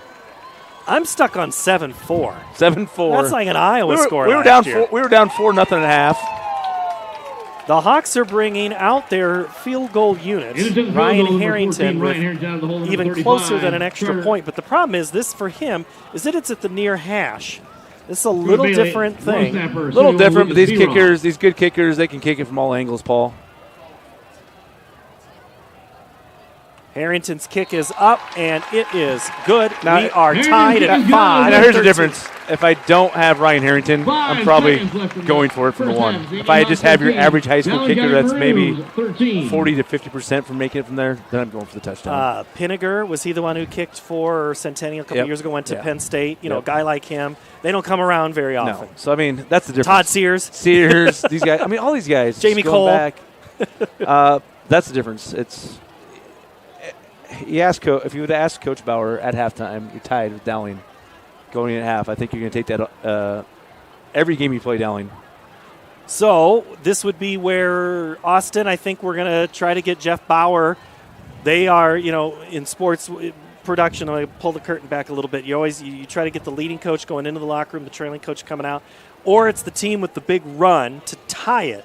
Or home team run. You can go many different options, but I think we'll get Jeff Bauer. Big momentum switch there, though. Huge. I think Ankeny, they'll be the nobody outside our locker room believed we could be in this game tonight. And we're on the verge here when Dowling had the ball at the Ankeny 45. If they score there, all of a sudden it's a 20-7 game, and it's way different. Yeah. So Ankeny gets to stop there, flips the field, and right back in it. But Dowling is number 1, and they know how to make halftime adjustments. Well, and both their first 2 games in the second half is when they made their big strides, Dowling. That is one thing Coach Wilson is knowing that staff. They are probably the best in Iowa at making halftime adjustments. Absolutely. So, again, back to the chess and checkers game. One is playing one game, they're playing chess for sure. Absolutely. And so what would those adjustments be? And everything, I think for Dowling, they're just going to keep hammering the ball. I mean, you got 131 yards rushing, 22 carries. So now what will they have off that? They probably have some play action. We saw what Ankeny did in the last the 4th and 1 play. They did some slants. So guarantee, slanting the defensive end to plug it up. Well, guess what? I'm sure part of that chess match, Coach Wilson has something to come off that, whether it's a toss play or a little pitch play or a pass, play action pass. So, they're going to continue to hammer the ball, but I could see a little more play action out of Dowling in the second half. That sounds like a pretty good assessment right there. Harrington tees it up, and that is going to be an unreturnable kick, as that is 8 yards deep, maybe 9. Into the band. Into the band, which will be performing. Coming up, we will talk with Jennifer Williams. That is in a month. We will talk to her on October 18th. I want to finish the cross-country story to set up that interview. So Jaden Merrick of Cedar Falls won yesterday's race with a time of 14:40. Ethan Zuber for Ankeny was clocked at 14:40.1. Wow. And Zuber is the defending champ in 4A cross country, and Merrick is who he beat last year at the state final. So fun to see those two guys run. They'll be battling all fall again. They will. And the Maroons go with Rashad Davis. There is no such thing as kneeling down. He'll run out of bounds, and that will end the first half, 13-13. We have ourselves a brand new ball game, and a pretty good one at that. Maroons, Hawks scored first on a big 67-yard score. Then the Maroons scored 2, and the Hawks get a couple of field goals to tie it at 13 as the Hawks and Maroons head to that north end zone. Austin Oliver is making his way down to find Coach Jeff Bauer, who's having one more word. He might be asking about those back-to-back holding penalties. I think he is talking with the officials right there, and he's so kind of wondering, but they still, Ankeny still. And they got a field goal out of that drive, I guess. You take away those 20 yards in penalties that might have been in the end zone. Let's go down to Austin Oliver. Running game, gave up some yards there in the first quarter, but you seem to get that under control. Heck, you got a brand new game here at 13-13. Yes, obviously the big play early. They hit us. Defense, we struggled that first quarter. That I think we figured some things out and got a couple big stops. That fourth down stop was huge. Keep us in it. Thanks, Coach. Have a good second half. All right, that's Jeff Bauer with Austin Oliver here at halftime. 13-13. How about that? Got ourselves a good one. That's all you can ask. And I bring up a good point. At the end of the first quarter, Dowling had 91 yards rushing. At halftime, they got 37, so held them, in that 40 range, a little over 45. So huge improvement there. And I think that defensive stop should hopefully give from Ankeny standpoint, give them a little confidence of, hey, we can stop these guys. We've stopped them a couple times in a row. Really no mistakes by the quarterback on the Dowling side, DePhillips, except for that interception. Otherwise, he's played a great game. We'll talk with Tom Wilson coming out of the break. Right now, we'll step away. John Lindeman is our halftime interview. 13 for Dowling Catholic, 13 for Ankeny. You're watching high school football on CISN. Save on all new Chrysler, Dodge, Jeep, and Rams at DeArmond Automotive, Knoxville. Receive 2.9% for 84 months on the new Dodge Hornet RT, Grand Cherokee 4xE, and Jeep Wrangler 4xE. New Ram 1500 4x4s at one low price of $35,990. New Ram HD Crew Cab 4x4 starting at $47,990. That's over $13,000 off, plus up to $10,000 off MSRP on new 2024 Grand Cherokees. All at DeArmond Automotive, Knoxville. Hi, this is Chris from Fireplace Superstore, and you and I both know that you've been wanting to convert your drafty old wood-burning fireplace into a high-efficient gas one. Well, this is the perfect time. Heating Glow is making it easier than ever. If you buy this year between September 15th and October 13th, Heating Glow is giving a free vent kit worth up to $650, making it easier than ever to convert that old wood burner. But the best deal in years won't last, so come on in today. Fireplace Superstore, just west of Homemakers at 109th and Douglas.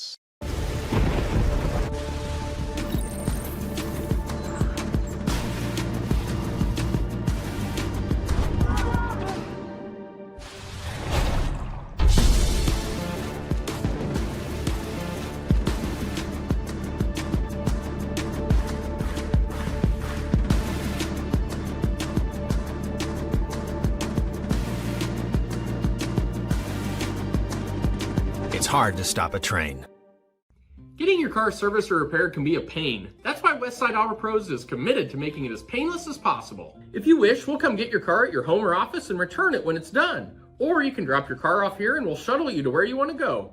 When we're finished with your car, we'll come pick you up and bring you back. If your car is going to be here for a few days, we offer low to no cost rentals. So give us a call and say, I can't wait to have my car serviced at Westside Auto Pros.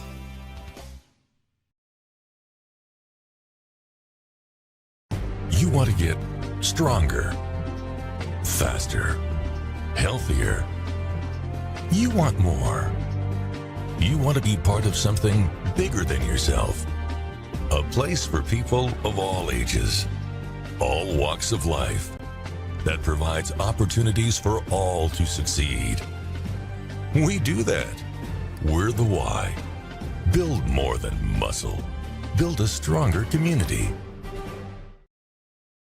Here at halftime, John Lindeman is the head cross-country coach of the Ankeny Hawks. Coach, the way the season's worked, only one meet so far while we record this. Got another one coming up tomorrow at Marshalltown. But this is a team with high expectations. You got the top returning guy in the state. What's off-season been like?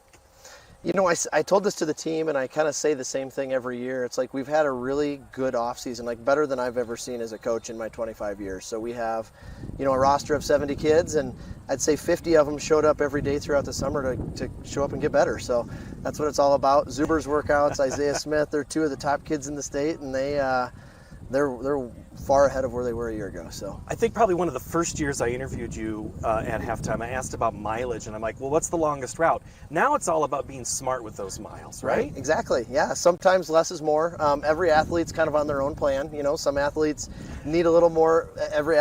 Some athletes need a little more. Some need a little less. So depends on who they are and what type of runner they are. We give them what they need and hope it works. Let's talk about Mr. Zuber. This is a kid that just seemed to get better every single meet last year. A lot of expectations for this guy. What do you have? What are the conversations like with him right now?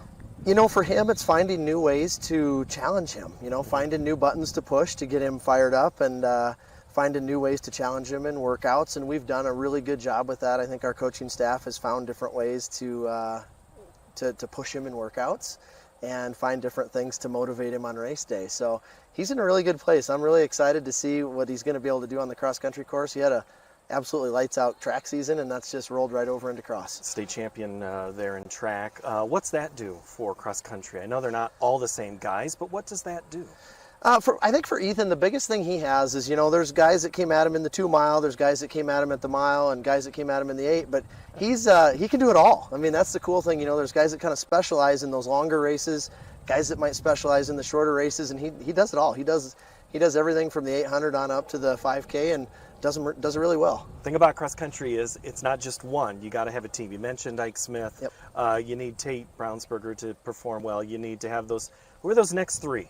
Well, Tate and Nick, obviously, Isaiah Smith is going to be our next guy. Is he going by Isaiah He's this going year? by Isaiah, All right, yep. Not so Ike, sorry. We're Isaiah, shaking it up a little bit this year. We're talking Nick Roby. Keeping everybody on his toes. So Isaiah Smith is, you know, first meet out of the gates, he looks phenomenal. He's, you know, we keep talking about how, you know, why not look at a 1-2 punch? You know, why not look at first and second in the state? So that's kind of, we're setting his bar really high. You know, we anticipate a top 3 to top 5 finish for him in the state too.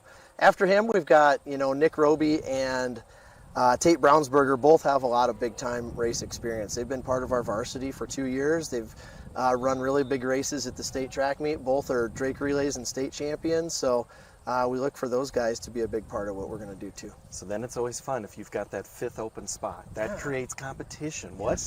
Again, it's about who's showing up in the summer and who's showing up in the workouts when it counts in August. Right. Who do you think? We talked about we needed one guy to step in and be our 5 right there. And our last meet at Ames, we had all 4 of those guys stepped up. And that's the cool part. We had 4 of them. Justice Rachi, he's dealt with some injuries over his career, and he's just looked lights out during his summer training and early this fall, and that showed and just rolled right into a great first meet. He had like a 45-second PR, so he came out big time, and then we had Kaiser, Augustine, and Riley all showed up in a really big way too. So we're really excited with those 4 kids and where they're at. So the thing about Zach Riley is on the choir trip last year in New York, he was all about getting miles. So was Nick Roby. Yep. Those are the guys, you need your younger guys to know about that commitment. How do you get that done? You know, we deal with a lot of multi-activity athletes, and we just, you know, for them, I think finding time to rest. You know, they're working so hard in the classroom, at cross country and band, show choir, whatever they're doing. So just making sure we carve out time where they can rest is going to be big for those kids, and you know, just making sure they're ready to go when the end of the season gets here. The juniors and sophomores, and then your incoming freshmen. A little early to pick anybody that's kind of, because you've only had the one meet, but what is it that you want them to accomplish when they see these guys that you've mentioned already that are the 1 through 4? Right, we got a really senior heavy varsity group right now. You know, we've got a lot of guys that have contributed for a really long time. I think since they were sophomores, they were contributing. So really just kind of picking up what those older kids are doing in the way that they approach the sport and the way they train and prepare for meets. We just need those guys to kind of learn from those guys. So guys like Braden Nixt and Isaiah Swanson, Miles Harbert, those are all kids that we're going to really lean heavily on next year. Miles is a guy that a lot of people, but he's also one of those that you've had before. the triathletes. Yep. Again, it's about the rest in the body and nutrition and sleep. And just taking time for yourself has also been something you've had to probably adjust in your coaching career. Absolutely. And as a freshman, it's a big learning curve coming from 8th grade to 9th grade. You know, longer race too. Everything we do is a little bit more, so just kind of learning the ropes and the way things go. So they're all in a really good spot to be big time contributors for us next year. And that's what we look for in our program is we don't want to miss a beat. We want to, you know, obviously wish those seniors on to good things with what they're going to do, but then, you know, the rest of the state doesn't wait for us, so we got to be ready to go. Speaking of rest of the state, Dowling's always tough. Sioux City North is always a team that is there with you. Who else do you see? Right now, Cedar Falls looks like the best team. They are completely loaded. Dowling is always good. And it's interesting with cross country, there's certain schools that come out of the gates hot. You know, some schools come out of the gates the first 2-3 meets of the season and they look untouchable. But by the end of the year, they're kind of coming back down. Dowling's one of those teams that, you know, Dowling's a lot like we are where, you know, these first few meets, you might not get everything from us, but by the end of the year, we'll be clicking on all cylinders. And that's exactly how it unfolded at the state meet last year, too. And again, the beauty of cross country is you can take care of yourself. Yes. You don't have to worry about, and your time is what stands up to you. And guys get that when they're at this level, right? And the good thing about cross country is these early season meets don't mean anything. You know, other sports, you take a loss early in the season, it might affect how you know, what your playoffs are, what your playoff path looks like. In cross country, I said it before, nobody's going to remember the Ames invite. And, you know, we end up being a podium team again this year for the 3rd year in a row. Nobody will remember how that first meet or two went. So. Any changes in the schedule this year? Anything new that you're going to or not going to? Yeah, in the past we've always gone to the University of Kansas, Rimrock Farms there, and we've gone to the Heartland Classic at Central College. And just by the way our schedule lined up and everything else, we're going to try going to the Roy Griak meet in Minnesota this year. So that's different. I know the kids have wanted to try it out for a number of years, so we'll see what it's like and see what the competition is there. And sometimes you get to run against the people that you run it down there, but in a different environment. Right, absolutely. It's a big time race, and there's a lot of it'll be neat for our kids to see college atmosphere too, because they have college races, Division III, Division II, Division I races there too. So it'll be a fun experience to see what it's all about. And maybe less lightning. Oh, let's hope so. Let's hope so. John Lindemann is the head cross country coach of the Ankeny cross country team. Our halftime show continues after this on CISM. Save big at DeArmond Chevy GMC Knoxville. New Silverado $47.50 cash. New 2024 Chevy and GMC 2500 HDs with 5.9% for 84 months. And new Sierra 1500 Crew Cab with 5.9% for 84 months plus up to $37.50 cash. All at DeArmond Chevy GMC Knoxville. DeArmondChevyGMC.com. Western lets your UTV power through the storm. The Impact V Plow and Impact Straight Blade. With the features the pros demand. Custom tailored for your UTV. And to keep your work top-notch, rely on the Tornado UTV Hopper Spreader. Now that's a job well done. Western, more jobs done faster. Visit Truck Equipment Inc. today at truckequipmentinc.com. Getting your car serviced or repaired can be a pain. That's why Westside Auto Pros is committed to making it as painless as possible. If you wish, we'll come get your car at your home or office and return it when it's done. Or you can drop your car off here and we'll shuttle you to where you want to go. When we're finished with your car, we'll come pick you up and bring you back. If your car is going to be here for a few days, we offer low to no cost rentals. So give us a call and say, I can't wait to have my car serviced at Westside Auto Pros.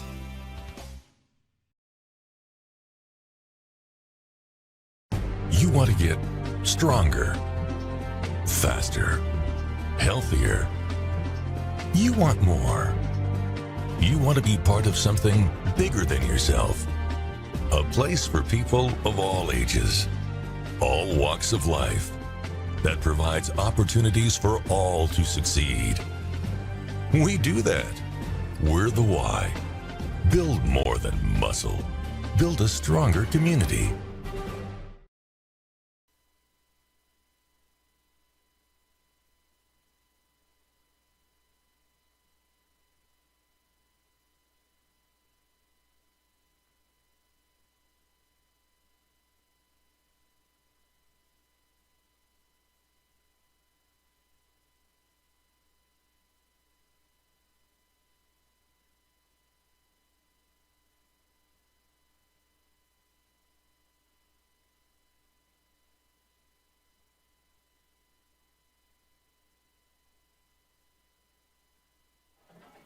Back at halftime, 13-13, number 1 Dowling Catholic and Ankeny 0-2, 2-0, 0-2.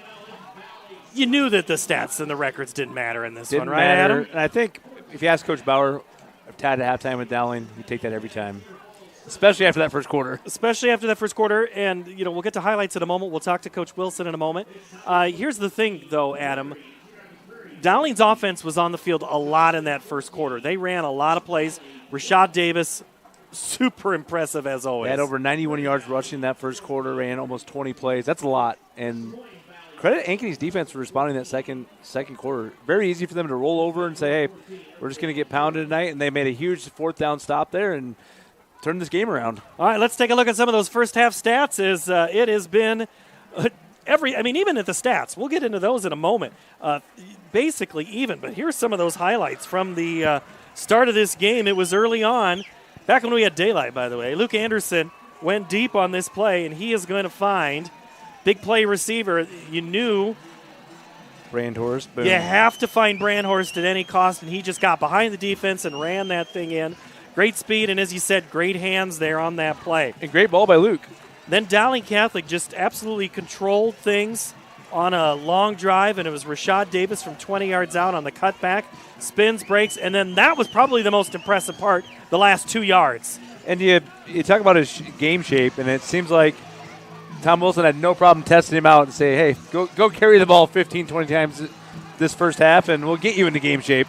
Whole lot of Davis to start the second half, and he's carried it 16 times, so we call that playing into shape. And we have one more highlight here, I think, and there's another big play that was on third down. That was a play to get inside the 5-yard line there for Dowling to set up another score.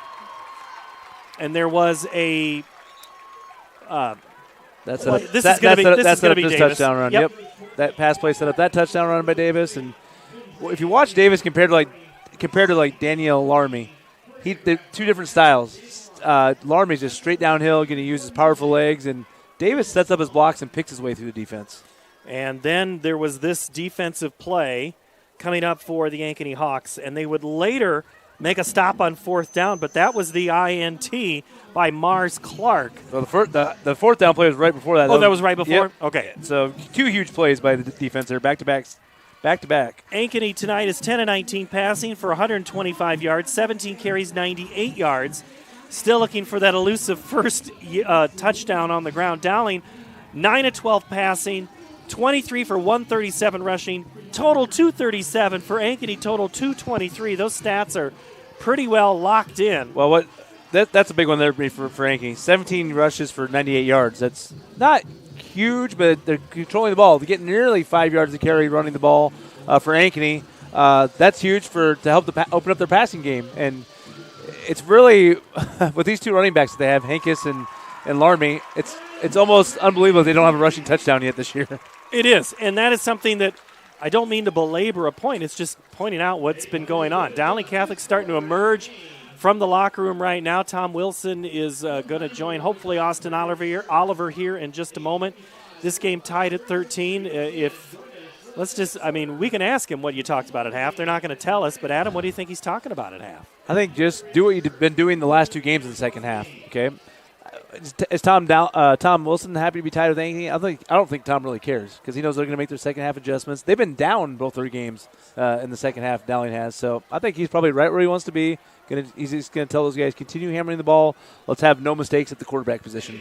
And DePhillips has been great, just kind of keeping him in there. Had a couple of those runs that really kept drives alive. It's really one play, and that's we kind of always talk about this when I coach as an offensive guy. You can play 99%. You can grade out 99, 95%. But if you make that one critical mistake, that can flip the game. All right, let's go down to the field. Austin Oliver with Tom Wilson. First quarter there by your running back. Good to have him back on the field. Yeah. He's not in game shape yet, but there it is. No, he had some good runs, and so did the other kids, and we just didn't sustain much. We've got to stay after it and sustain drives and try to take control. Yeah, it looked like Ankeny figured a little bit out of that running game there in the second quarter. What can you do in that second half to get back to that momentum you had in the first quarter? We have to win at the line of scrimmage. That's simple. All right. Well, thanks, Coach. Good luck in the second half. All right, Tom Wilson with Austin Oliver. We haven't talked much about this front line here, Adam, but let's look at it. Let's just highlight a couple things. You mentioned it in the open. They have one senior, Carter Smith. They're at the center. Brady Hogan, sophomore. Cade Krause, sophomore. A junior, Josh Miller, right tackle. And a freshman, Carter Barrett. At your left tackle. And at your left tackle. And they have another freshman that's getting, Evan Mitchell is getting a chance to play. And another sophomore is playing quite a bit. And that's almost, at any 5A school, not a lot of freshmen playing, especially at Dowling over the course of the years. I asked Tom earlier this week, I said, how many freshmen have you had? Because I just don't remember many. I mean, they've had great players that have gone on big-time things. One, Ian Middleton, just a couple of years ago when he was a freshman. And a guy named Ryan Boyle, who was a fantastic high school quarterback. All big-time players. And he ended up at Iowa, then transferred, I think, to Indiana State is where he finished off his career. But Ryan was one of the best Dowling players I've seen play in person for a career. I know there's been great ones before, but... Well, if you play in this league as a freshman, you're a pretty special player. And, speaking of this league, the CIML, I don't know if you saw this. Northern Illinois upsets Notre Dame last week, right? There's 5 kids that played on the CIML on that Northern Illinois roster. And some of them have played here. Yeah, it tells you how tough the CIML is. And it's kind of fun to see how guys go. I know Shuddy is up there now, Porter and another Porter. I mean, there's just players from Dowling, a couple other kids from the Des Moines area as well. I mean, just the level of play. I mean, if you were recruiting right now, would you – I would just recruit. You just stay here, right? Recruit this area, absolutely. Now there's some good programs on the eastern side of the state. Pleasant Valley, Bettendorf is always going to have some kids. But if you really, if I'm Drake, Grandview, some of these schools that are in the central Iowa, you don't have to go very far to get kids to come. You got them right in your backyard. We'll take a break. We'll give you some scores from around the state in Class 5A. This is high school football on CISN. The DeYarman Ford kickoff event. Score big on a new 2024 F-150 XLT with 3.9% for 66 months plus a total savings of $8,250. Get a new 2024 Bronco Badlands with a total savings of $6,000 and special incentives on new Ford SUVs like the 2024 Ford Escape and Bronco Sport and the new 2024 Edge and Expedition with big savings. All at DeYarman Ford Indianola. DeYarmanFord.com. Hi, this is Chris from Fireplace Superstore, and you and I both know that you've been wanting to convert your drafty old wood-burning fireplace into a high-efficient gas one. Well, this is the perfect time. Heating Glow is making it easier than ever. If you buy this year between September 15th and October 13th, Heating Glow is giving a free vent kit worth up to $650, making it easier than ever to convert that old wood burner. But the best deal in years won't last, so come on in today. Fireplace Superstore, just west of Homemakers at 109th and Douglas. Getting ready for half number 2. Other games tonight of interest, and there's some close ones, and these are fun. Ankeny Centennial lead Cedar Falls 10-7. They're at the half. And they're not playing in the dome up there. They're not in the dome. Playing outside. Oh, it's a whole different. It's a new era up in Cedar Falls. Bettendorf leads Urbandale 14-0. Johnston 17, Valley 12. So how about Valley? 2 missed PATs there, Paul. Are they a little kicking trouble over in Valley, which would be surprising with all the soccer things they have going on there? Well, Valley held Johnston inside the 5 on to start this a couple of minutes ago possession, and now they have the ball at midfield, so that one's getting a little closer. That game you can watch on CISN. Waukee, number 2 in the state, leads Sioux City North 35-0. That's also a game on CISN. There. Southeast Polk and Prairie tied at 14. Well, you had that one a little different. Yeah, I mean, I probably just going in name only, but I thought maybe Southeast Polk would just kind of flex some muscles going over there to Prairie, but it is a little bit different Southeast Polk team than we've seen in the last 2 to 3 years. But they're still going to be well coached, and you can rest assured Southeast Polk will give it their best shot here in the second half. Last night, Waukee Northwest gets their first win of the year over Roosevelt, 56-13. Sioux City East beat Heelan and Cedar Rapids, Washington. And Davenport West, the Ankeny Hawks will finish the regular season at Kingston Stadium and play Wash there in late October. Here we are in week 3.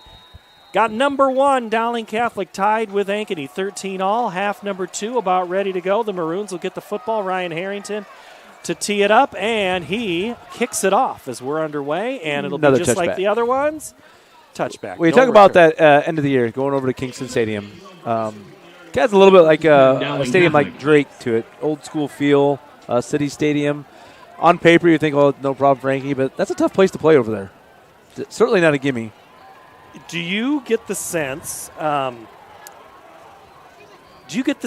That there's a better big school feel than Kingston because it has that old school? The bus drives up right out to the outside. Drake's great because it's enclosed, but just never feel. Kingston is just different. Fun. It's just different. It's different. It's like just got that old school feel, and Cedar Rapids a little bit more of a blue collar town, and it's like it's not an easy place to play. City Stadium, lots of shared places there. Maroons go with to Phillips to start. They go pass right away on first down. It's thrown out to the wide side of the field, and the catch is made. And that's to Michael Johnson. Kind of a late tackle there on that far sideline. I think it went to Wilson. Went to Wilson on the play. Gain of 7 again. Starting the second half like they started the first half. It's a nice little pass. Sorry, gain of 5 on that Gain of 5, second and 5. Wilson and Scow come to the near side for the Maroons. The starting running back is Rashad Davis. He'll get the handoff off right tackle. He's got a whole lot of room. He makes a cutback. He's still on his feet. There's 5 orange or 5 yellows at the 40 and hold the phone. We have Easy Pinks and Johnson on the tackle. Penalty back at the 29. I don't know if they're going to call it a hold or a leg whip. I saw one of the legs whipping a little bit from the Dowling guys, but a leg whip would be 15, but just going to get him with 10 for a 10-yarder. The indication is it is against Dowling. Let's get the call now from Philip Boffman. Holding. Offense. Number 65. 10 yards from the spot. Repeat. Second down. Josh Miller is called on that play. So it's 2nd and 14. Maroons going backwards now on this second play. Probably going to get it back in the hands of their bell cow, I would imagine. Just to pick up half that maybe. Make it 3rd and manageable.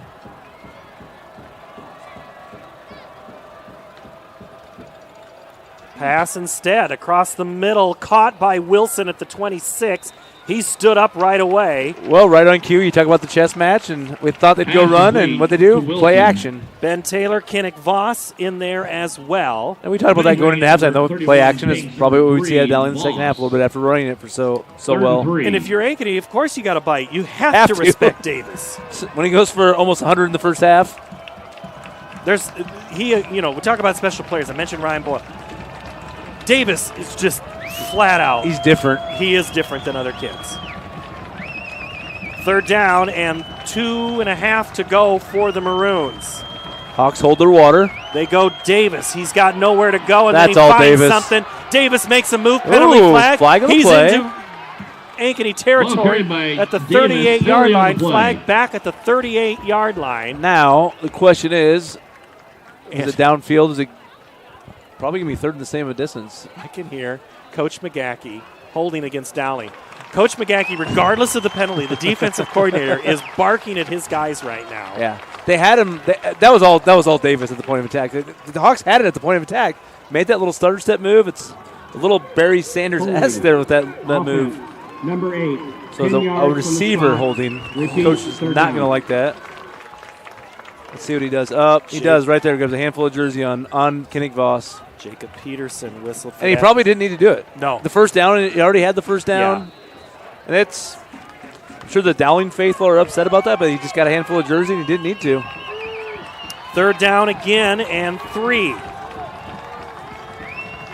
Fumbled snap to Phillips with time. Throws incomplete, intended for Scow. Kinnick Voss. Intended for number 1. Kinnick Voss, one of the greatest hairstyles on the Hawk team. Number 3, Kinnick Voss. Surfer Dude breaks it up. Hang loose, man. I think if you live in California, you might get paid to have that haircut, wouldn't he? You talked about just the athlete. I remember coaching Kinnick in Little League, and that kid at 4 was special. I mean, you just knew. And a guy like Kinnick, you don't forget the name, and he has just continued to live up to those expectations. He is fun to watch in baseball, fun to watch in football. Makes a big play there, 4th and 3. Good punt away, and now Voss takes it at the 40. That's what we want to see is catch that. Catch that. So Don't let it go 15 more yards. If you were listening to Adam earlier in the game, he was on that. That easily would have been another 7, if not 15 yards. The way that was tumbling, I mean, that's a 10 to 15 yarder right there. And that's the difference of being at the 40-yard line to the 25, and just psychologically as an offense. I coach defense, but when I played as an offensive player, as a fullback, glorified guard, they don't have many of those around anymore. But just psychologically, when you go on the field, if you're at the 40-yard line, the 50-yard line, that's a way big difference than being on your own 20. Larmy the carry, and boy, Middleton was there first and just held on for dear life. Coming in to finish is Owen Middleton. Pins from that nose guard position. Hard gain of second and 3. 7. Ball right in front of us here at the 43-yard line. Play action again. Anderson throws down sideline. He's got Brandhorst. Brandhorst turns around, cannot catch the football because good defense. Parker Pearson, the returning starter. One thing Coach Wilson said is, hey, my secondary, we got some returns. We got a couple of spots where we just need to make a little better play. I feel like both teams here, it's almost like they ran the same play sequence coming in out of halftime as they did the first half. Well, those locker rooms are close to each other. Maybe they easy enough to talk. Hawks took a chance early in the first quarter, took a chance there. Complete Brandhorst at midfield. He's got the first down. Number 13, Andrew Brandhorst. Pearson the stop. And that's what we didn't see in the Jags game. So you saw the Hawks try to go for those big chunk yardages, and they would do it back-to-back instead of just moving the chains, getting the first down, live to fight another day. Larmy back underneath, straight out of the Iowa Hawkeye playbook after a big play. Go back run. Ian Middleton and Dylan Manning there. And Manning's a guy with FCS offers, so that's the UNIs, the North Dakota States, North Dakota. Does he kind of fit that mold to you? Oh, absolutely. It reminds me of a lot of the Hawks backer they had last year that went up to UNI. Connor Kaiser. Yep, Connor Kaiser. It reminds me a lot of him. He's got the frame, and if you look up linebacker, they're going for it again. Brandhorst too far to get. Here's the thing about Connor Kaiser. He is on a bus. He is staying the night in Lincoln, Nebraska. UNI plays at Nebraska tomorrow. Oh, really? And so I had a chance to talk to Connor's dad and mom before the game, and they're going. They're great people. They are, and, kind of fun to get it. And then UNI goes to Hawaii. Now that's the trip. That's the trip they should take us to, right? And yeah. Do a little. Gary Rima gets to make that trip instead. Back when he was the play-by-play. Now that's the one you sign up for if you're an FCS kid and what's the schedule look like? You going to Hawaii? Okay, I'll sign. Yeah, it's all part of the recruiting. Anderson now 3rd down and 7. Waits for the break. There's a whole lot of room. Got a lot of room. It is a race, and Anderson's going to maybe on the second effort. Second effort. And we'll see that in the replay. But there was a block, and I took my glasses down if it was Hankus that came back. Schmerdla made the stop. Watch the downfield block. Hankus breaks off, and then he goes and engages number 44 with Wyatt Jones back up the middle. And how about the pace the Hawks are playing with? I mean, they're not, you're playing a team like Dowling, you try to keep the ball away from them, maybe slow it down on your side. They don't care. They're just playing at their pace. They're setting the tone right now. So obviously he came out of the locker room at halftime with a lot of confidence. Ducharme the stop for the Maroons. 2nd down and 5. Larmy the handoff. He is hit right at the point of the line of scrimmage. Ian Middleton, what a play. He might just be the best defender for this Maroon team. Yeah, just solid. Doesn't make many mistakes.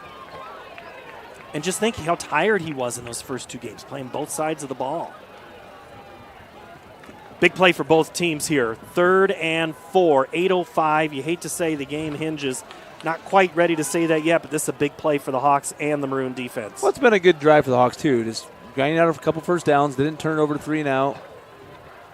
Anderson to throw. Caught. Brandhorst goes backwards. Falls forward. Pile drive down to the 25-yard line. He already had the first down. Ducharme and Pearson combine on the stop. Hawks playing with pace. Larmy back there with Anderson on first down. They go wide side the field, caught by Fisher. Gets around the block by Hankus and then just cuts his losses up to the 25-yard line. Yeah, I think it'd been a little bit better to get north and south right away instead of trying to go around the block. But again, trying to make those plays. That's next level football that you need to have. Yeah.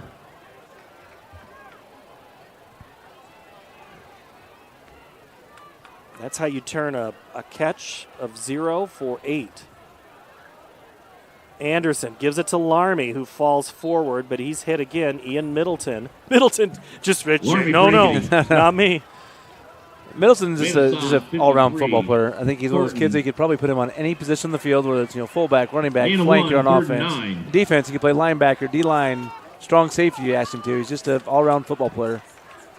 Hawks have it 3rd and 9.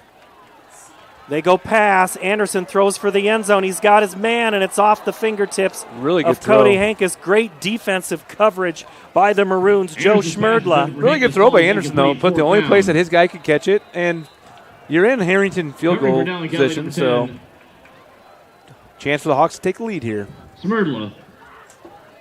Going to be a field goal attempt from Ryan Harrington. It'll be at a 41-yard field goal from the right hash. Harrington's already hit from 46. I hate to say it, but it's a 41-yarder chip shot for a high school kid. Feels like it.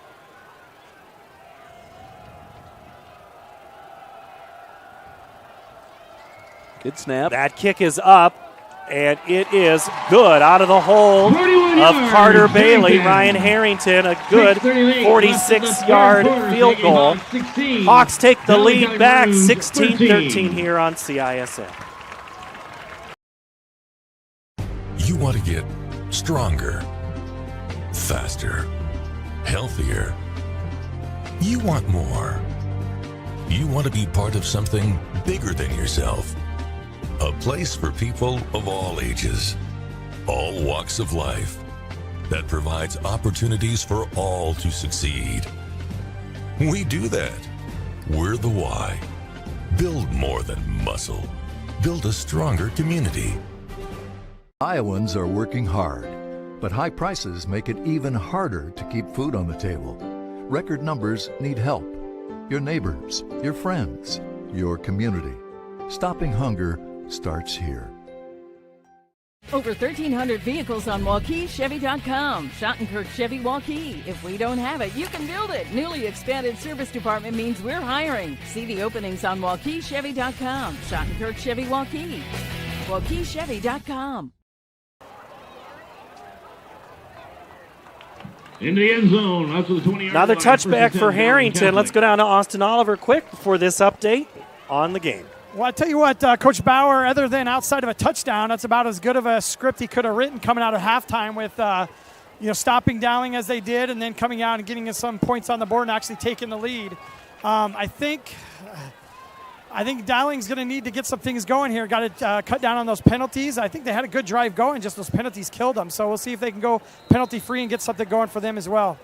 All right, Austin Oliver tonight, 16-13. Hawks have the lead back, 6:38 to play here in the third quarter. Maroons' second possession of the second half, and they go like they do with the others. Davis, he's wrapped up initially, but man, he still somehow Houdini's it. So I think every single guy except Kinnick Voss in the far side corner hit him on that play. And nine guys. And Minner. Nine guys hit him.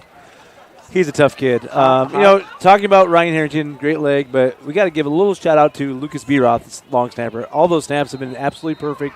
That's where it always starts. You can't have a great kicker without a great snap and hold. Kingston Upabi comes back in as Andrew Haase had to run off because his helmet came out. That's a rule in high school. Second down for the Maroons. DePhillips to pass. Flushed. Buying time, throws it away, out of bounds, incomplete. Good pressure by Minner. No receiver in the area. The ball did get back to the line of scrimmage. They're a little more lenient now, kind of like the NFL. If you get outside the pocket, they're going to give you that. So it did get, but there was not that was great pressure by Minner, but not a lot of, no receiver in the area though. But high school is supposed to be a penalty, but they don't really call it. A lot of pressure coming there from for the Hawks. That was applied by Minner. Minner on that. Well, so he's making up for not being on the last play. Yeah. 3rd and 8 for the Maroons. They send trips to the right side of their formation, near side of your screen. Single receiver at the top. Davis is there with DePhillips in the backfield. Pass play coming. DePhillips throws, and it's incomplete. He was trying to get it to Jack Barrett. It fell way short. Great coverage. Kinnick, Voss on coverage, right? Same with Mars Clark, Whittaker out there as well. All right, one thing that's jumping out to me after 2 series here, Paul. 139 yards rushing for Dowling. They had 131 at halftime. So in 2 possessions, they've only had 8 yards rushing. So that's been huge for the Hawks defense. And you have an all-state running back there. And but you're not to the point where you need to pass all the time. Nope. No. Running is still an option. Especially with Davis. Especially with Middleton even. Well, exactly. What about Ian Middleton? Punt is away by Smith, and it's taken on a fair catch by Mars Clark back at the 38-yard line. We'll flip the field. But again, those catching the ball again saved yardage there. That's one thing they weren't doing the last 2 weeks, the Hawks. And now, when you played and coached, did you use the jugs machine to simulate the kick, or did you just wear out your leg? Well, we usually just wear out our leg. We did have a jugs machine, I believe at BV, but in small colleges you don't really afford it. But we didn't do a lot of jug stuff. Just kind of kick it and just. Returners go over and play with the punters a little bit and catch the ball. I think the coaches have always played for us said it's not that hard. Just catch the ball. Oh, I got BV jokes for days, but I can't get him. Brandhorst down to the near side of the formation. It's a handoff to Henkes. He tries to get outside and does. Stiff arms one defender down. Carry the ball for the Hawks. And Hawks been doing a really good job on first down and getting positive yardage. Those 3, 4, 5 yards, and it keeps them out of those third and very long plays. And they've not been throwing it on first as much tonight as they have in previous nights. Yeah. I think that's helped them manage their offense a little bit. Hankus on the toss sweep might have been a busted play, and it kind of looks like it is. Well, they ran in the first half, and I thought it was the first time they ran, but it is a play. They flash it inside like it's going to be a dive, and then they're pulling the backside guard around. You're right, though. It looks busted. I think it's planned that way, but it's just not very successful. And we got a holding on top of it. So Dylan Manning and Jackson Miller came up on the stop there. And so Hankus spelling Larmy on the first couple of plays. Hankus will come back in now. It looks like to me they're trying to simulate a little belly dive play and then all of a sudden just flip it out with the guard pulling around. But it takes a little bit too much. It takes a long time to develop. Number 72, 10 yards, repeat, second down. Especially you got the defenders in Dowling that run really well side to side. Jack Dorfler called on that. Dorfler out for wrestling and track. Wants to study business at the next level. They're trying to get their business established now of Hawk offensive line, 2nd and 14 from their own 34. 5.5 to play, third quarter.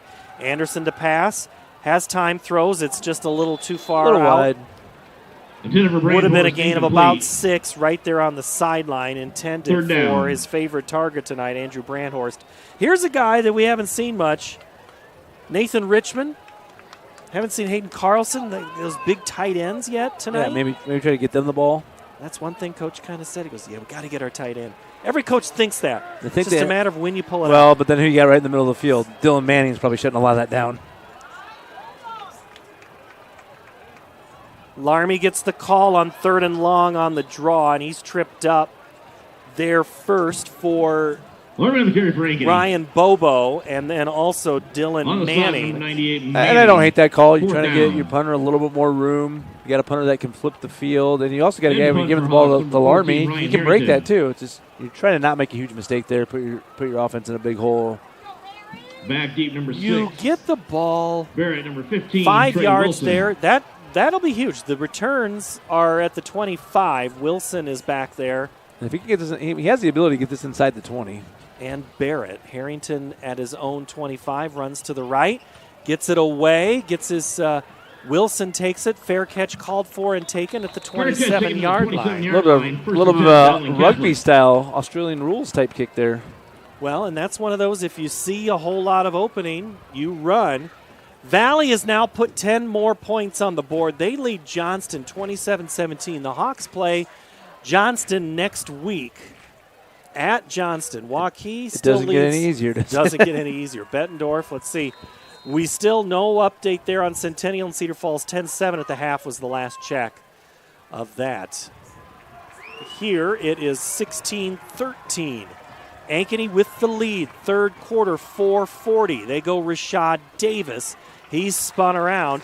Davis, Sam Sandvig makes the stop. Is he running differently? He just sets up his blocks. He's just looking and picking and choosing and trying to find his holes. And he's, again, like kind of the same size as a Daniel Alarmy, but where Daniel's more downhill, pound, pound, pound. He just kind of picking his holes, following his blocks like that, just stutter stepping. Just waiting to turn that extra gear on. And we have a different quarterback in for the Maroons. Joey Nahas is in now. Sam Sandvig makes the stop. Joey Nahas and DePhillips kind of were even in a lot of camp, and Nahas has got his twin brother. Their dad, we all know their dad played for the Braves organization there, Jimmy Nahas.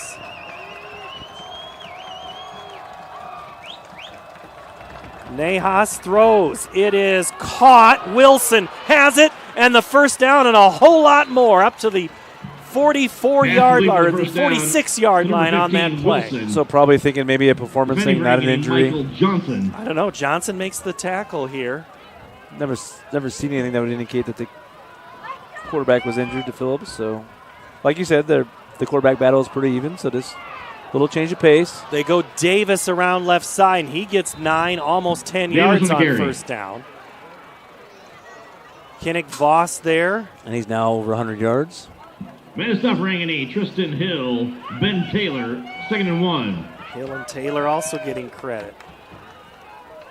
Davis, left side, cuts it back out. Tristan Hill makes the stop just short of the 30.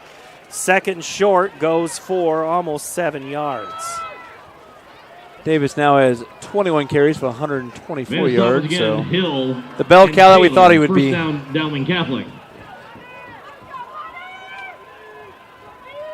Nahas hands it off. Davis up the middle into that scrum. All right, so let's see. You've used bell cow, which is common. Davis. Cowboy collar. What other old school terms can you break out here, Adam? Yeah, I think it's more cow terms, I guess, huh?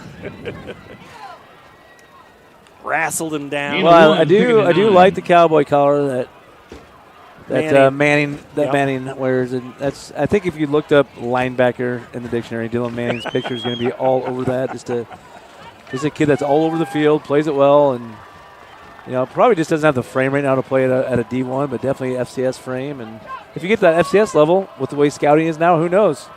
You see guys go to the league from that level. Huge stop. Big play. Cohen Shelton is number 28, Cohen Sheldon. Sheldon on the Shelton carry. is the one who carried. Manning Hunter Allen. Minner. And Manning Allen was in there. Kind of met at him.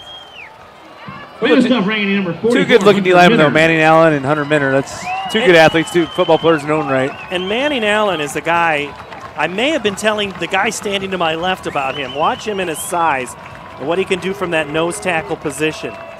Nahas to throw. Clock's ticking on the run. Throws. It's caught at the 24, which would be short of the first down. It is a catch by Sam Drexler. That'll set up 4th and about 3 yards to go, and I would assume the Maroons are going to keep the offense out here. I think so. They don't have quite the leg that the Hogs have with Harrington. So 4th down.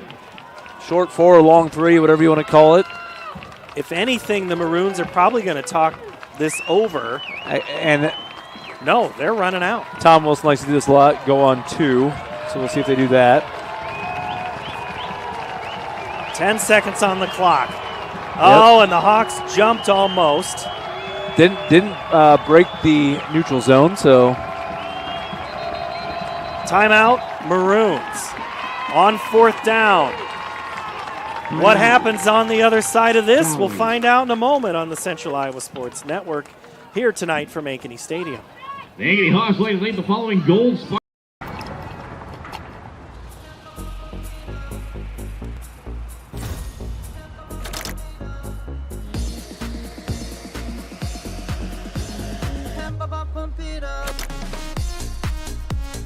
A fuel choice that even rivals can agree on? Now that's worth the hype. Cheaper, cleaner, and homegrown. Pump it up with unleaded 88.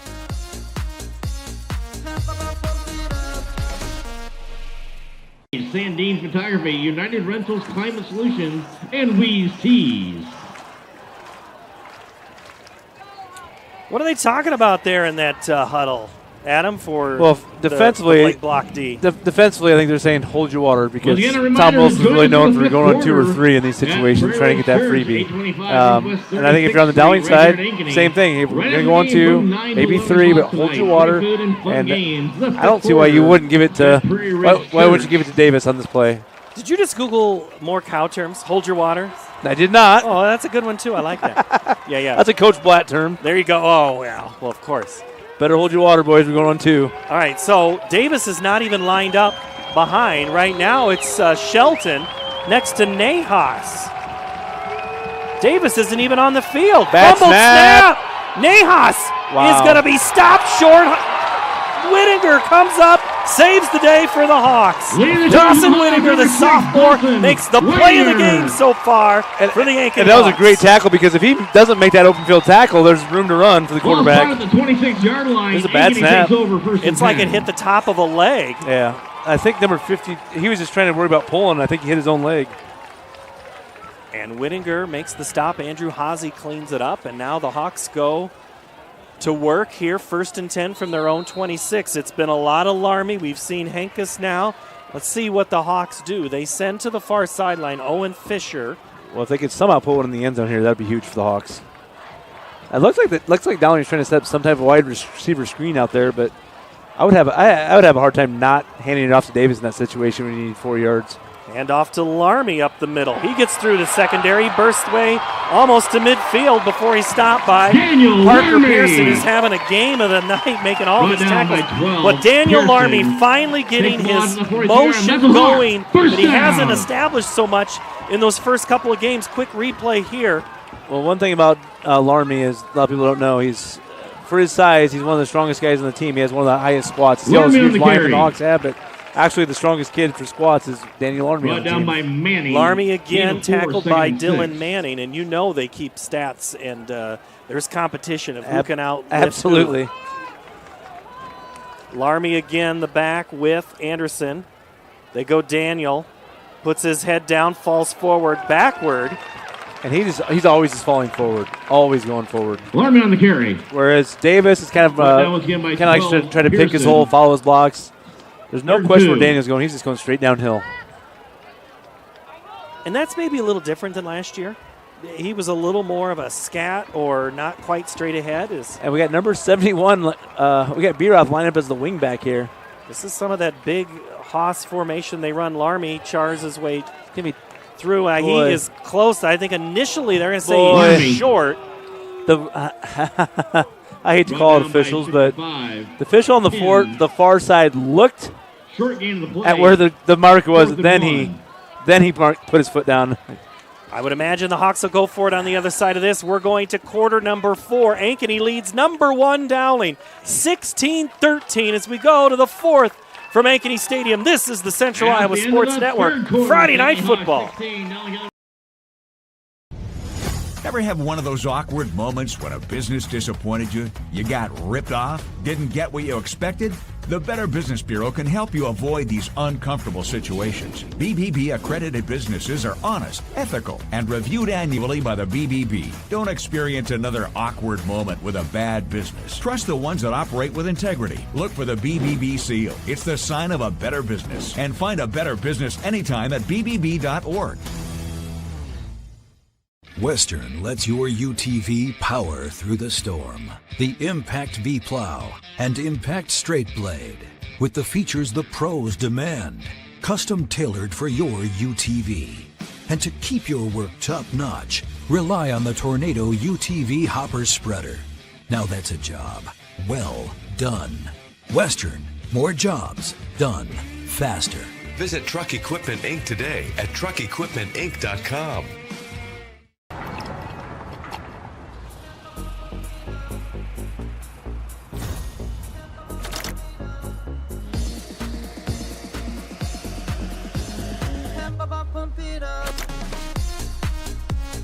A fuel choice that even rivals can agree on? Now that's worth the hype. Cheaper, cleaner, and homegrown. Pump it up with unleaded 88.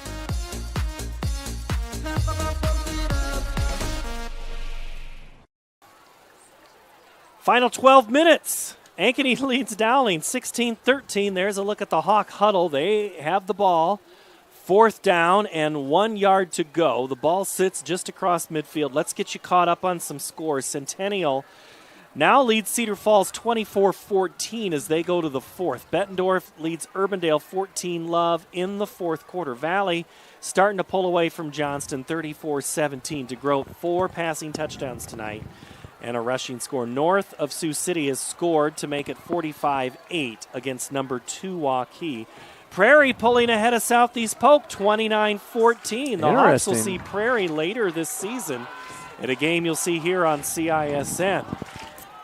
Number 1, Dowling Catholic. The last 2 weeks, the Radio Iowa number 1 team has lost. It was Ankeny in week 1. It was Valley in week 2. Will it be Dowling in week 3? We're 12 minutes from finding out. Or did you just throw the announcer's jinx on it? I did whatever you need me to do to get a good game. Well, he got a full yard here, it looks like. I thought he was a little bit closer to the stick than what the refs gave him credit for, but you got B-Roth here lined up as the wing again. This is something Tim and I talk about most weeks. When you have the shotgun on 4th and 1, Iowa State always runs into this. You can't do the quarterback sneak. Hard snap count. They look to the side, almost get a jump. Break it. So now, 13 seconds. Send Brandhorse in motion. Yeah, now. I mean, I'm an old I-style fullback. I got the ball in these situations a lot to get you 2 yards. If you need 1, I'll get you 2. If you need 3, I'm going to get you 2. Hawks not. They're going to take the delay of game and go back 5 yards and put their defense back on them. I'm surprised by that. I mean, the defense is playing well, but you got the number 1 team in the state on the ropes. I mean, Daniel Army's running the ball very hard. The offensive line's rolling. Crowd doesn't like it. I mean, I don't know. It's if you can sustain a drive there and put a touchdown, Paul, the object is to have the ball on offense, and we have a yard to go. Especially, we see it in the NFL now. A lot of people go for it. This is a little bit more old school mindset of punting it in this situation. Trey Wilson stands back at the 9. Ball is over his head, and it's going to bounce into the end zone. And so now you really gain 25 yards. You only gain 25 on that play. However, also think about this. Dowling's offense did not look in sync in that last series. I think that's probably part of it that goes into that. I mean, it's easy for me to sit up here and criticize, or the crowd to criticize. I just feel like I feel like Dowling's on their heels there a little bit, and Laramie's getting 2, 3, 4, 5 yards to carry. And going back to that shotgun, and I've talked about Andy Pollock about this. Well, if that's what you do, if you're in shotgun, it's hard to go up under center. And what's he say? He says if you're a shotgun team, you run shotgun on those situations. But you see it in college football all the time, especially major college football. The NFL, you're telling me an NFL quarterback can't go up under center at the goal line and hand the ball off? Nahas and Middleton in the backfield. Pass is complete to Scow on the far sideline. He scats his way up to about the 27-yard line on that play. Yeah, and it's hard to go under center if you don't do it. The last thing you want to do is fumble the snap on that. So that's the thought in high school. But, man, it's like when you got some of the guys, you got guys like Hunter Minner, some of these big guys that are athletes. Henkes is a big guy. You think those guys would fall forward for a yard. Mars Clark, the tackle for the Hawks. Handoff Middleton. Cuts his way through, puts his head down, gets the first down at the 30. Middleton. Tristan Hill there. And it's kind of going back to the first quarter when the Hawks could have kicked that field goal to get 3 points. So it's kind of like you went for it there. First down. Didn't go for it. Maybe they had a little bit of decision to go for it because they didn't make it in that situation. Maroons have a fresh set of downs, 1st and 10 from their own 30-yard line. They send 2 receivers to the numbers, 1 at the hash.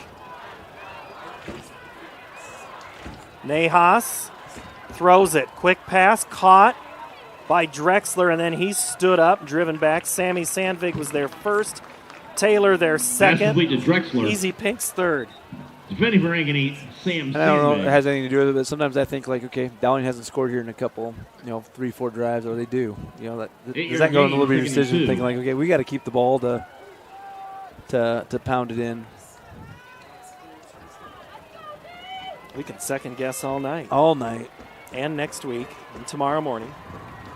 2nd and short. Pass. And it's caught, and it's well into past a first down, and it's caught by Sam Drexler, the junior. It feels like Nahas has a little bit more zip on the ball compared to Phillips. Michael Johnson, just a little something extra. Ball spot at the 50-yard Might throw it a little bit harder. Dowling Catholic. Just a change of pace. You're right. You know, sometimes that's what you have to do.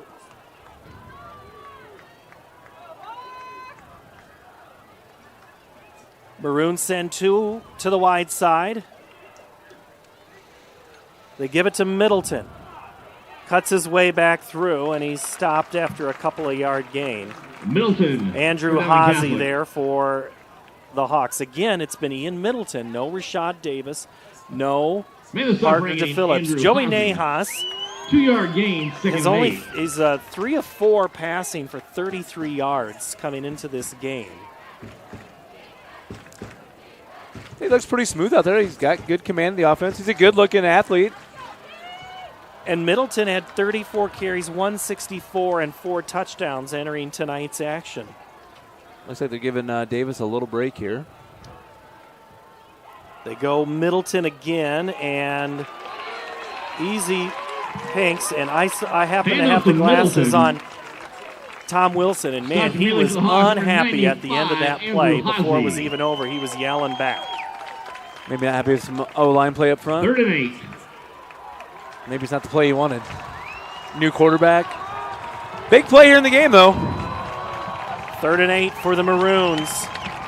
From the Ankeny 48, Dowling needs to get to the 40. Nahas Blitz. with time, pressure, blitz. caught, you bet. Trey Wilson comes through big for the Maroons. He penetrates the 40. That's enough for a Maroon first down. They brought Kenny Voss in the corner blitz. Trey Wilson. And quarterback did a great job. Sandvig, number 9. Standing in there delivering it. If you're going to send the guy, you got to get there.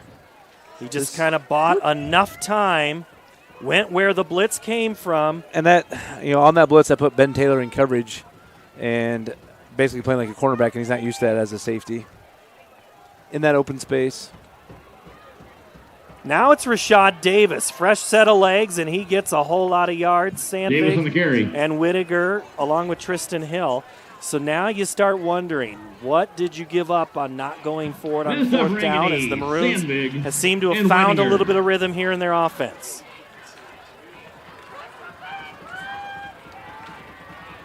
Davis. And Davis back on the field. And he stopped. Haase there Davis first. on the carry. Tristan Hill second. Once again, man, the stuff for Ankeny, Andrew Haase, 3rd and 1. 3rd down's been good for the Maroons tonight. What can they do 3rd and 1?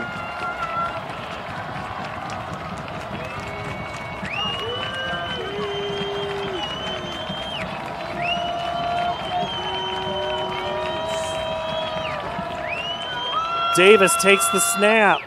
He has the first down and then some. Well, that He's was inside the 20. We kind of talked about wrinkles. That was designed outside zone. You talked to the last time they pinched everybody in. They did the same thing there. It was designed to bounce to the outside to the right. They're walling everybody down. Yep. Good run by Davis. Blew the initial contain on that play. Ben Taylor and Kinnick Voss have to make the stop. It's enough for a Dowling first down. 7 minutes. 1st and 10 from the 19. Inside the Metro Heating and Cooling red zone. Davis darts out. Got to hang on. Minner's hanging on for dear life, waiting for the cavalry to arrive. Just tough to bring down. Lead the charge, number 44. And Minner's a strong kid, too. They've been high on Minner since he came up last year. Loss of 2, 2nd and 12. Minner like dinner, and he wants to eat right now. 2nd and 12, loss of 2 on the play. Hawks hold on to a 3-point lead, but the Maroons have been driving. They've gone 60 yards so far on this series. Play action. Nahas had him. Initially brought down. He's going to tuck it, run, and get brought down by Whittinger inside the 15. Minner had him wrapped up. Just got to stay on your feet. Number 16. Nahas with a little scoot there. Joey Nahas. It's a good pass rush move there. Just break down. As an athlete, you just want to see that guy break down in front of the quarterback. Kind of like we did last time. If you get a piece of him, hang on, let the cavalry come clean up. Again, third down for the Maroons. Let's see if the Hawks can stop it this time. Third Davis and 4 is from in the the 13. slot. Davis is in the slot, so this could be interesting. I don't know if that guy was They set. go sweep with Shelton. He's going to pass it. He's going to get rid of it, and it's incomplete. There's a flag in the secondary. Pass ball is incomplete. And flag in the secondary is probably not good for the Hawks. Easy Pinks nearly made the stop, but. Oh, wow. I don't know if that guy that was in motion was, or it looks like Dowling had almost 2 guys in motion at the beginning of that play, but it's Barrett who made the pass. It's interesting because that's you're calling defensive holding, but you handed it off to a guy on a fly sweep. So I'm not 100% sure on the rules on that, but that's kind of tough. Number 1, half the distance from the previous spot. Oh, they get Michael Johnson. First down and goal. So now you talked about Dowling only had like 9 yards of rushing in that half. They've done a lot of rushing in this series. Now they're back up to 191. They started this series like a $137. They're up to 191. So a lot of runs this series. Again, a third down conversion. Nahas to throw. Passes it towards the end zone. Incomplete, just out of the reach of Scout. Might have a hold on the 77 there. Another penalty flag comes out. Ineligible downfield. Yeah, 77 is a long ways down there. Carter Barrett, a freshman. I think that was one of those RPOs, so it's kind of tough on a freshman. He's expecting to run blocks, so he's taking off downfield, trying to block somebody. And hard to blame him for that. Number 63, 5 yards from the previous spot. Repeat first down. And he got a new quarterback running the RPO system here now, so can make a little bit of difference. Maybe the freshman missed a call. And the other freshman, Evan Mitchell, goes off the field for this play. As Dowling elects to go more backs than blockers here. First and goal back at the 11 now. Davis back in the backfield now this time. Middleton in front of him. Leads the way. Davis has stood up, but still goes forward another 3.5, 4 yards inside to the 5. Davis. You know, at this point, as hard as he's running, if I'm Dowling, every play. Why wouldn't you give it to him 4 straight times at this point, or three more times? Yeah, second, third, and fourth here to get in the end zone. Max Thomas and Evan Mitchell come back in. This is the play they ran against Valley. 7 offensive linemen on the field in this formation. They go Davis to the right side, and he is drilled There's back. A smash. Andrew Haase. That is a play. You've been waiting for it.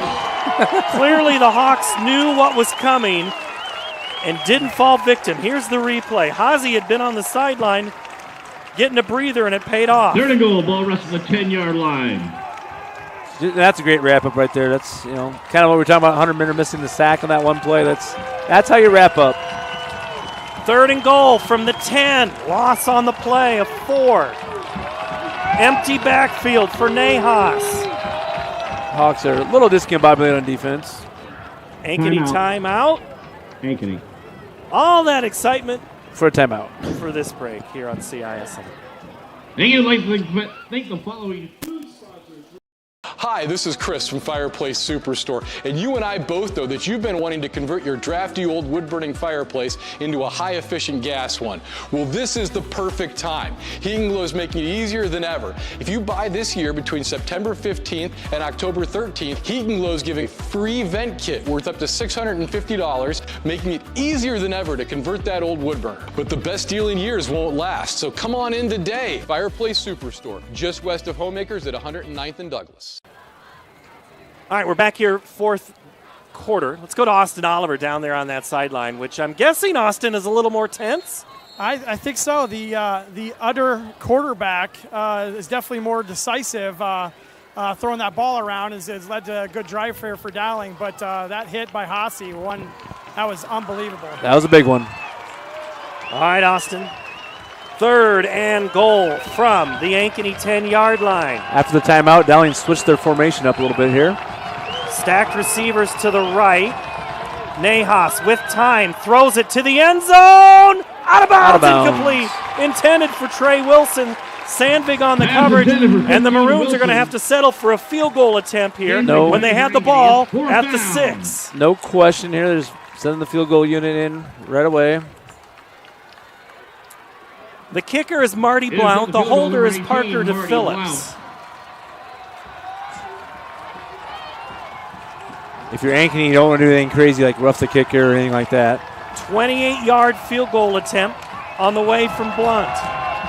Kick is up, and it is down the middle. We're tied at 16 with 4:05 to go. Hang on, folks. We got a good final 4 minutes and 5 seconds when we come back. You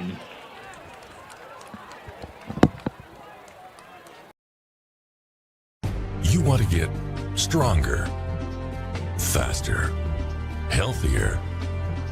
You want more. You want to be part of something bigger than yourself.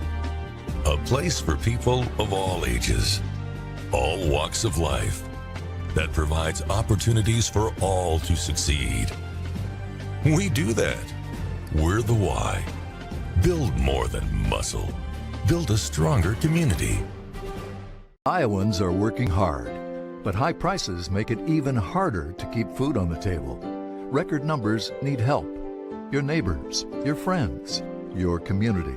Stopping hunger starts here.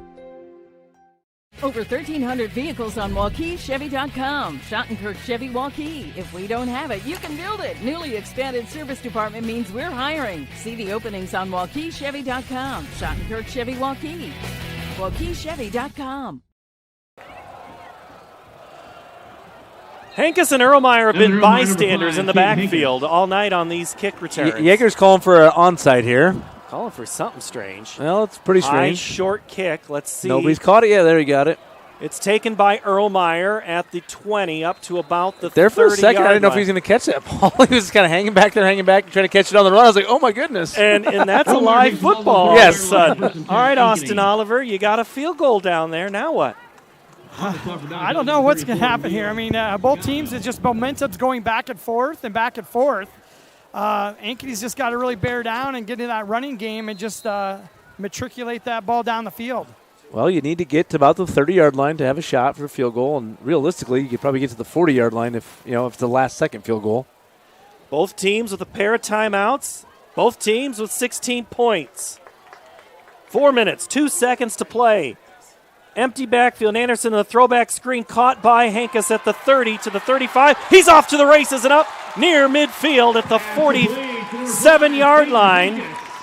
We call that rocket screen when you got the two receivers out there blocking for him. They executed that very nicely, invited the defenders upfield. That's a good way to get Hankus the ball. The bandit, Jackson Miller, makes the play for the Maroons. 1st and 10 at the 47. Gain of 17 on the play. Hawks even not using any clock here. They're just going to get right on the ball and go after it. Larmy exits the backfield at the snap. Anderson goes down. Far sideline. He's got a man. Incomplete. Intended for Hankus. Good throw. Put it in the breadbasket. Defending for Dowling Kelly, number 12, Pearson. Parker Pearson, that dude's going to be tired. I'm just a little surprised they're trying to go for the home run shot to put, if they score, they're going to put their defense right back on the field. With 3 minutes, just under 4 minutes to go in this game, surprised the Hawks aren't running the ball a little bit more, taking clock, just trying to get into field goal range for Harrington. Well, if your offense is predicated on big plays, you're trying to get it right there. Larmy is back with Anderson. They signal something off to the left. In motion goes Fisher. He's open on the valve. They go again down the far sideline. Man for man, stride for stride, and again falls incomplete.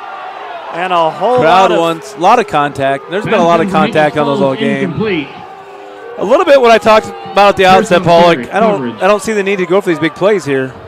Barreto the coverage, and he's getting a whole lot of extra coaching. Now, again, here's the thing. It's 3rd and 10, and you are nowhere near field goal range right now. No, and you have ran no time off the clock, and you're trying those plays on the Dowling sideline. You're not going to get that call on the Dowling sideline.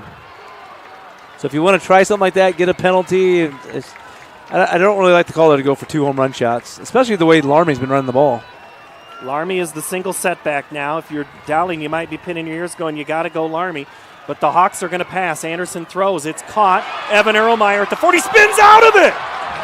just about busted that thing up. Evan Erlmeyer's tackled by Dylan Manning. That is a huge play for the Hawks. That's a first down. And what Erlmeyer did a really good job there, though, is even though he busted out of that play, he protected the ball because those guys were coming in and trying to knock it out of there. Second gain of 17 on the play. They go Larmy underneath. Larmy puts his head down, and he gets maybe 2. I don't mind that play there. You're run a little bit of clock there. Now you're knocking on the door of field goal range. I mean, honestly, you're looking at about a 53-yarder. That's makeable. Leo Thornton and Aiden Ducharme. And we have a maroon down. The booing is because there's a maroon down. The crowd thinking he might be trying to stop the clock. He's popping up pretty quickly. And that's Leo Thornton. Now he's back down.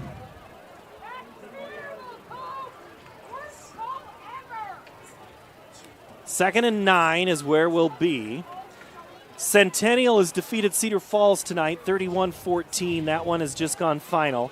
Bettendorf leads Urbandale 20-7 in the fourth. Valley knocks off Johnston 34-24. DeGroat 4 passing touchdowns in that contest. Bettendorf has now gone final on Urbandale, so the Jayhawks fall to 0-3. Bettendorf improves to 3-0. Injured kid gets up and walks off to the dismay of the Hawks crowd here on our side. He runs off the field. He basically hopped off nicely.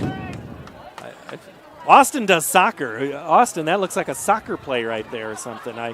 No need to comment. Pleasant Valley leads Liberty 35-28 in the fourth. Hawks have a date with Liberty yet this season. Linmar beat Kennedy tonight 21-7. Here, we are tied at 16. Clock moving at 3 minutes. They're going to let some time go off here. If there's any, they must be running down for the injury. Okay, there must be a runoff. It was at 3:18.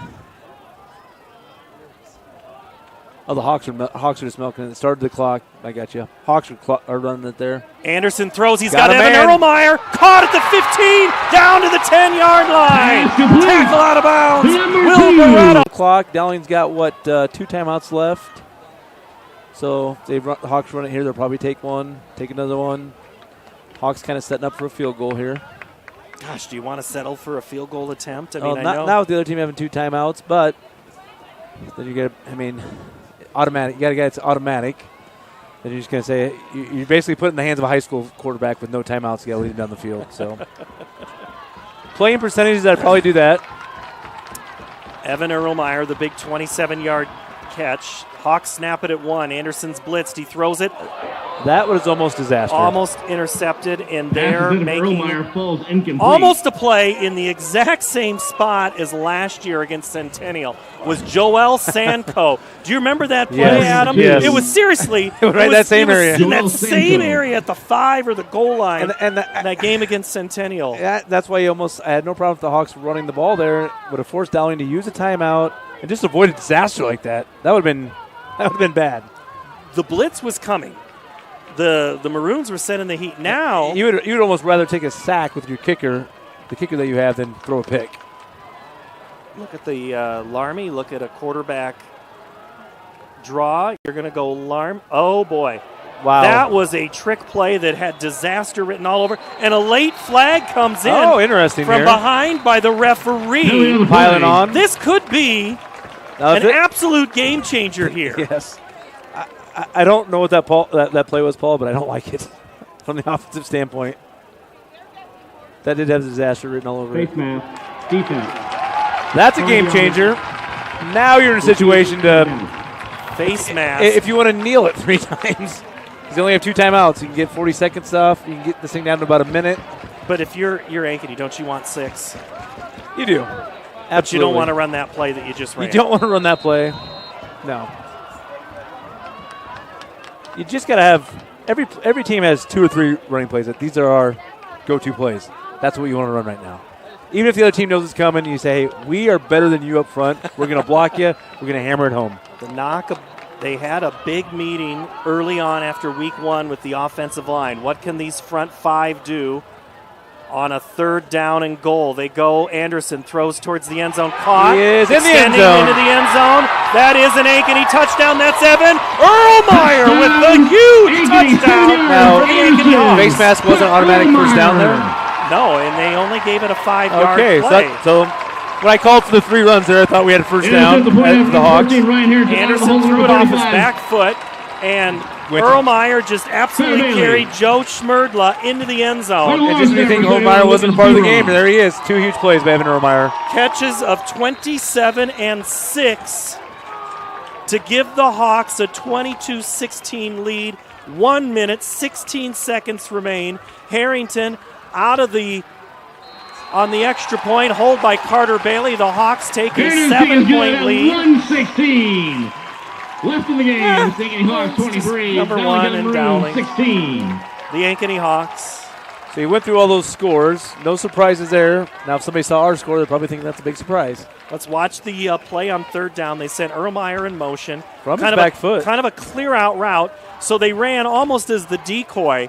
Andrew Brandhorst, who'd been the featured back, he caught the first play of the game, the first score of the game. All right, there's Coach Bauer. Brady Walls calls up that play as the offensive coordinator. Now it becomes Todd McGacky's defense against Tom Wilson's offense. And that was a great play design by the Hawks offensive staff there. Put Erlmeyer and Brandhorst on the same side. Who do you want to defend? And that's a pretty tough matchup. And that's what putting Hankins out of the receiver, that allows you to do that. And with Hinkes being an option on the last couple plays, it's back to that chess game. So that was a great call there by the Hawks by putting both those guys on the same side of the ball and say, who do you want to cover? Still haven't got the tight ends involved yet, though. No, but at this point, you just need your defense to now be involved we need the defense. if you're an Ankeny. Hawks need the defense. Dowling's going to. Yeah, and Easy Davis hasn't even he's hardly been on the field at all. Nathan Richmond, they need him to block. They love his hands, but just not tonight. Harrington will tee it up.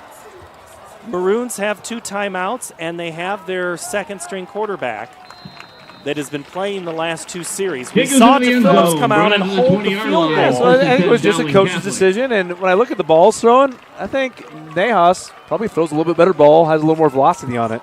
All right, Austin Oliver, you're down there. What's been going on? Well, tell you what, that was a heck of a drive. Erlmeyer just showed up in just so many ways there. That drag in on the touchdown play was just unbelievable. Showing a lot of toughness there. Jeff Martens just gave us this stat. Erlmeyer, 3 catches on that drive for 50 yards. Huge. 1 play was 27. Another one was a score. Empty. It's Nahas again, empty backfield. Throws near sideline. That is almost to lane 2 of the track. Incomplete. And there's your senior captain, Andrew Hawsey, putting the pressure on him, forcing him to throw it early. And why don't you hear Hawsey's name as much as you have in the past? He's playing inside, so he's not out on the edge as much, but he's doing a great job in there. Andrew Hawsey going to go to Wayne State, study criminal justice. That's a guy that he keeps putting together a great career at Wayne State. Hey, that is good to see at the next level. Again, empty backfield for Nahas. Now he's under pressure, running for his life. Hawsey again. He is going to be brought down behind the 20.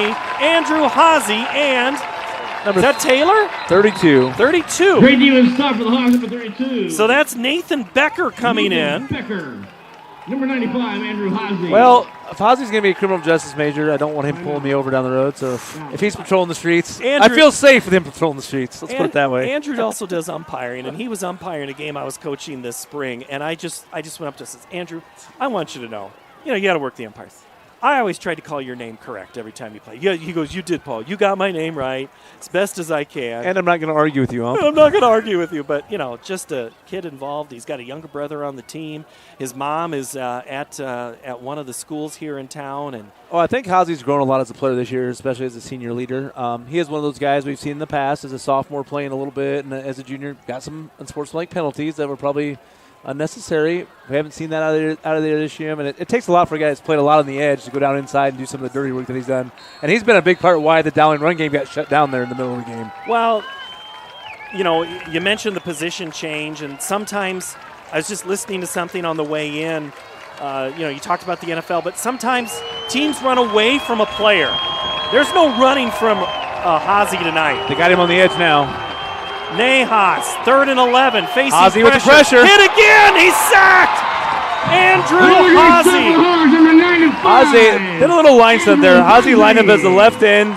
He stunned it in. They brought a backer, but Hawsey ran all the way to our near sideline, which is on the right side of the field. He lined up the left side of the formation and made the play. That's a great hustle by Hawsey. I bet he ran 28 yards to get that sack. 4th and 14. You can officially say this is the ball game. 54 seconds.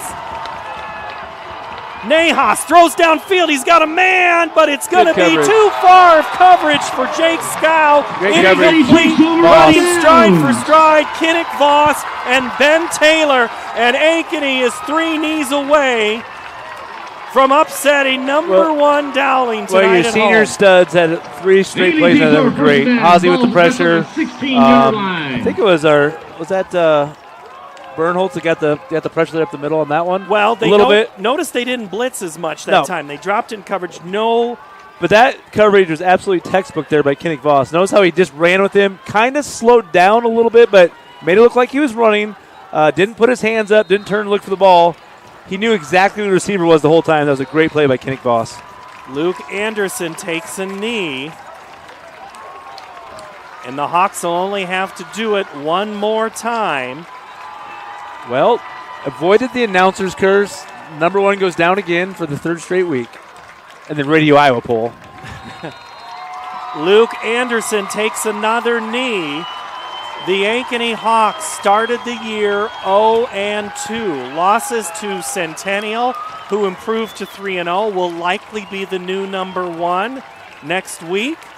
They lost at Southeast Polk, who is on the verge of losing tonight at Cedar Rapids Prairie. So the question is, who does Centennial got next week? Dowling Catholic Maroons 16. Do we know? I'll tell you in a minute here as we go final 23-16.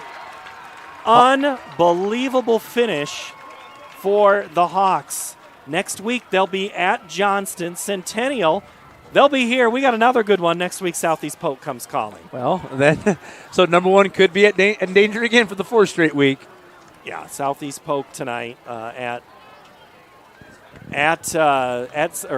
Cedar Rapids Prairie. So Ankeny gets off the field with a 23-16 win. Oh, you can just feel the weight coming off of the Ankeny coach's side. And the Maroons just kind of looking around going, what happened? They had many of opportunities. We got a couple of post-game interviews. We got backflips going on. Well, Paul, probably not the last time we're going to see these two meet this year. Oh, I think they'll be meeting again in October. Running over to the student section, pumping them up. Will on the red, white, and blue night. Austin Oliver is down on the sideline right now. Looks like he's got Coach Bauer's lost his squad. Might as well go to him, Austin. Yeah. Coach, I figure your squad's over there with the student section. Just came out with some real spine tonight, and just talk about what this win means to you. This means a lot. It was huge. Our guys showed their character. We kept battling. We told them we've been through a lot. We're so mentally tough because we've been through the downs, and we knew we could come back and fight through this, and we did. That second half was awesome. Yeah, those the play calling at the end of the game there with that last 2 plays to Erlmeyer, even the 5-yard out that Erlmeyer scored on, that was aggressive. That's what we are. We have dudes outside. Luke can throw the ball, and that's, people are going to stack the box like that. That's what we're going to do. Thanks, Coach. Congratulations on the win. Thank you. That's before Jeff Bauer has a chance to even address his team, is because his team left him. We'll step away. We got a couple of other interviews I think we're going to try to get. Let me keep an eye on Austin. I tell you what, he helps me out a ton. I know one he's going to get. He's got Erlmeyer right now, and we got Andrew Haase. Let's go back down to Austin Oliver. All right, Andrew. Heck of a second half, even second quarter on by your defense. That hit that you had that really stopped in that drive for Dowling. Talk a little bit about what the defense went through after giving up some big plays the first quarter. Our Coach McGackey always says it's hard. Everything about this sport is hard. We got to remember that. The easy moments, they might seem easy, but they're fucking hard. Pardon my language, sorry. Sorry, I'm excited. All right, bleep that real quick. It was a team effort. I couldn't have done it without Kingston Upabi, Karsten Bernholtz, or Manning Allen. Those four, or Hunter Minner. All those guys, those are the reason why I got home. That's the reason why we won this game. It was a team effort. Congratulations. We got Evan Erlmeyer here as well. Evan, that post, great post on that one. Talk me through a little bit about that play, and then we'll talk about the touchdown score as well. Well, we knew we needed a big play, and, Luke put it there, and I made a play. So that's all it is. The O-line held up, and we executed. That 5-yard touchdown at the end, you drag some players into there. Not a huge night for you, right? But it had some plays that really made a difference there at the end. Yeah, I mean, team win. That's all I really care about. I don't care about the stat line or anything. I just want to win. So that's what we came out here to do. Luke put me in a good ball out there, so I just put it in the end zone. All right, congratulations, Evan. Have a good night. Evan Erlmeyer and Andrew Haase. It's almost 10 o'clock. Good news, it's 9:42. a lot kids of are celebrating. Kids are celebrating. Very nice job there by the student section, creating a nice little tunnel for the Hawks as they come in here. That's neat. Well, that is part of this whole new north end zone here that both teams are trying to navigate how they're going to best execute it, and we're going to follow them off there. This is the first time the Hawks student section gets to do this. As creating a nice little tunnel there. And that's a great addition to this field, Paul. I mean, the locker rooms before this were not great. You had to go over to the old the middle school over there. So great addition to the field. It is a big change. Can we stay here? You want me to wrap? Take a quick break. Take a quick break. We'll come back. We got stats we want to look at, scores from the West Coast, and get you ready for next week. Back in a moment here on CISN. Save big at DeYarman CDJR Ames. Receive 2.9% for 84 months on the new Dodge Hornet RT, Grand Cherokee 4xE, and Jeep Wrangler 4xE. New Ram 1500 4x4s at one low price of $35,990. New Ram HD Crew Cab 4x4 starting at $47,990. That's over $13,000 off, plus up to $10,000 off MSRP on new 2024 Grand Cherokees at the all-new DeYarman CDJR Ames. DeYarmanAmes.com. The world is going electric, and Metro Heating and Cooling is leading the charge. Just like Tesla revolutionized how we drive, we are transforming how you experience comfort by offering electric air source heat pumps. Experience the unparalleled efficiency, comfort, and savings, and the best part is, it's more affordable than ever. Receive up to $3,000 of a qualifying Trane home comfort system. Join the electric revolution with Metro Heating and Cooling and enjoy a smarter, greener future today. Visit our website or call us now to make the switch.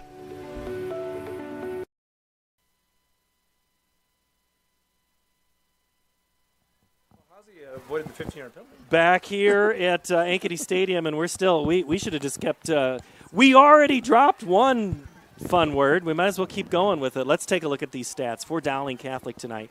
17 to 26 passing for 180 yards.